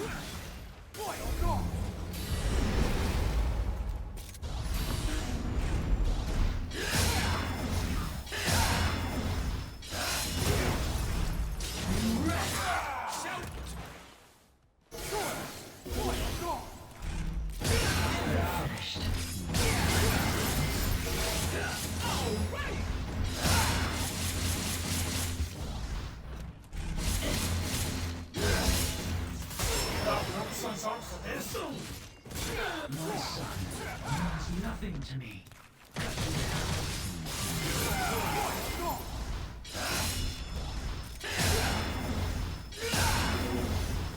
You wretch!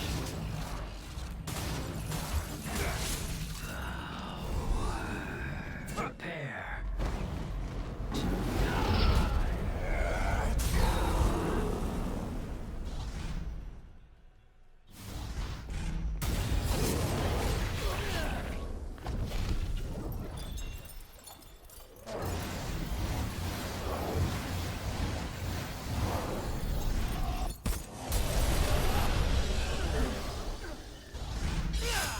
The fight ends and a cutscene plays, and Virgil and Dante make one last charge at each other, each in their devil trigger forms, only to be stopped by a brand new demon-looking guy.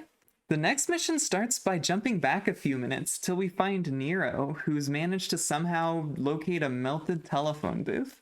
He's completely distraught at this point. I think he knows he can't kill his father, that that's not the right thing to do, but he knows he needs to do something.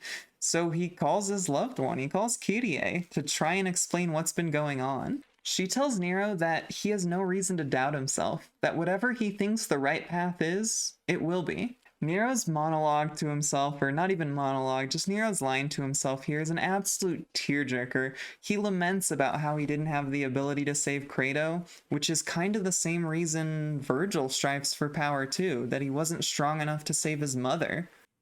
Nero vows that he won't let anything like that happen again, and that I'm not letting you die! as he reaches out to Virgil.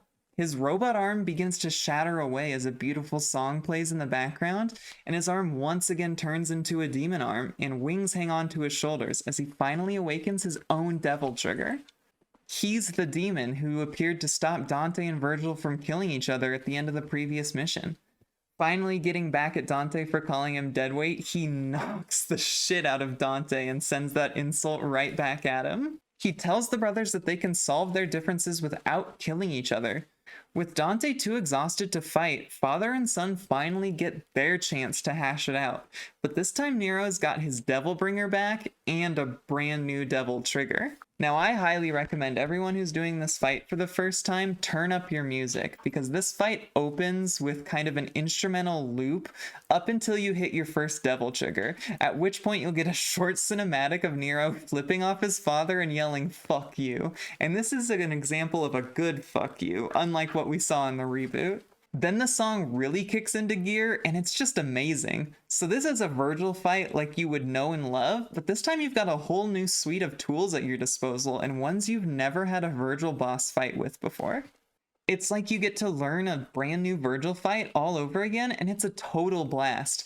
Nero is arguably even more flashy than Dante is in a lot of this fight, being able to bringer Virgil and his doppelganger and slam them together, which if you manage to pull it off, he'll even accentuate with his very own jackpot. This fight is pure power versus pure power, and I love every second of it.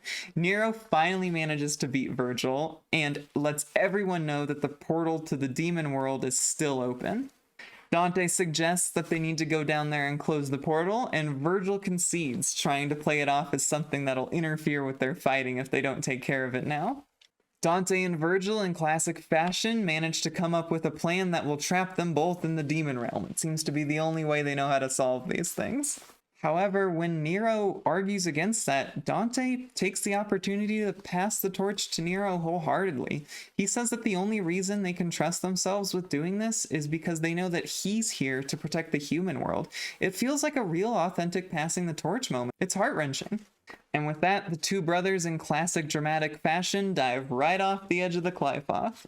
We have a few epilogue scenes here, the first of which shows Nero and Nico talking together, with Nero showing off his new human hand that he got when he awoke his devil trigger. Then Nico asks him how it felt to save the man who killed his father. You know, the same thing he asked her in Mission 1. It's a cute little callback, I like it. The two start teasing each other, with Nico even bringing it back to, you know, one of the OG themes, letting him know that he can cry if he wants to over a loss. It's a cool little callback to one of the OG themes from this game, even if this new generation that the torch has been passed to doesn't take it quite as seriously as Dante did. Nico mentions that she didn't cry when her father died, and mentions that maybe it's not as simple as humans can cry and devils can't. Maybe people should just be allowed to cry if they want to. Then we see the two just going back to normal demon hunting stuff. It feels so weird. It feels like these generally, like, authentically are our new characters, our new Devil May Cry protagonists. And after 5 games, the torch seems like it really has been passed. I'm sure devils never cry, but I sure do. We get a couple more final cutscenes with Morrison taking Lady and Trish on a new job so that the old Devil May Cry building can keep the lights on. And our final scene shows the two brothers continuing to fight each other. However, they're pretty joking about it, and maybe their fight will never end. However, as soon as they pick up their swords to fight once more, they're interrupted by a wave of demons, and we get our classic line, much to Virgil's dismay. Don't you dare say it, jackpot! And there you have Devil May Cry 5. It was a game pretty much a decade in the making, but it was absolutely worth the wait. It managed to up the ante on the gameplay, the graphics are a league above what they used to be, and it even managed to shed a ton more light on the brothers' story in a way that makes them even more interesting characters. I adore this game with all my heart. I adore the whole franchise, and I hope this video sheds some light on why people love this franchise as much as they do. Honestly, all it takes is some solid characters towing the line of goofy, cocky badass and edgy demon slayer, some solid writing, absolutely killer soundtracks, and gameplay that makes you feel like maybe you are just as cool as that wisecracking demon slayer you've taken the reins for all of these games. Well, until next time, jackpot.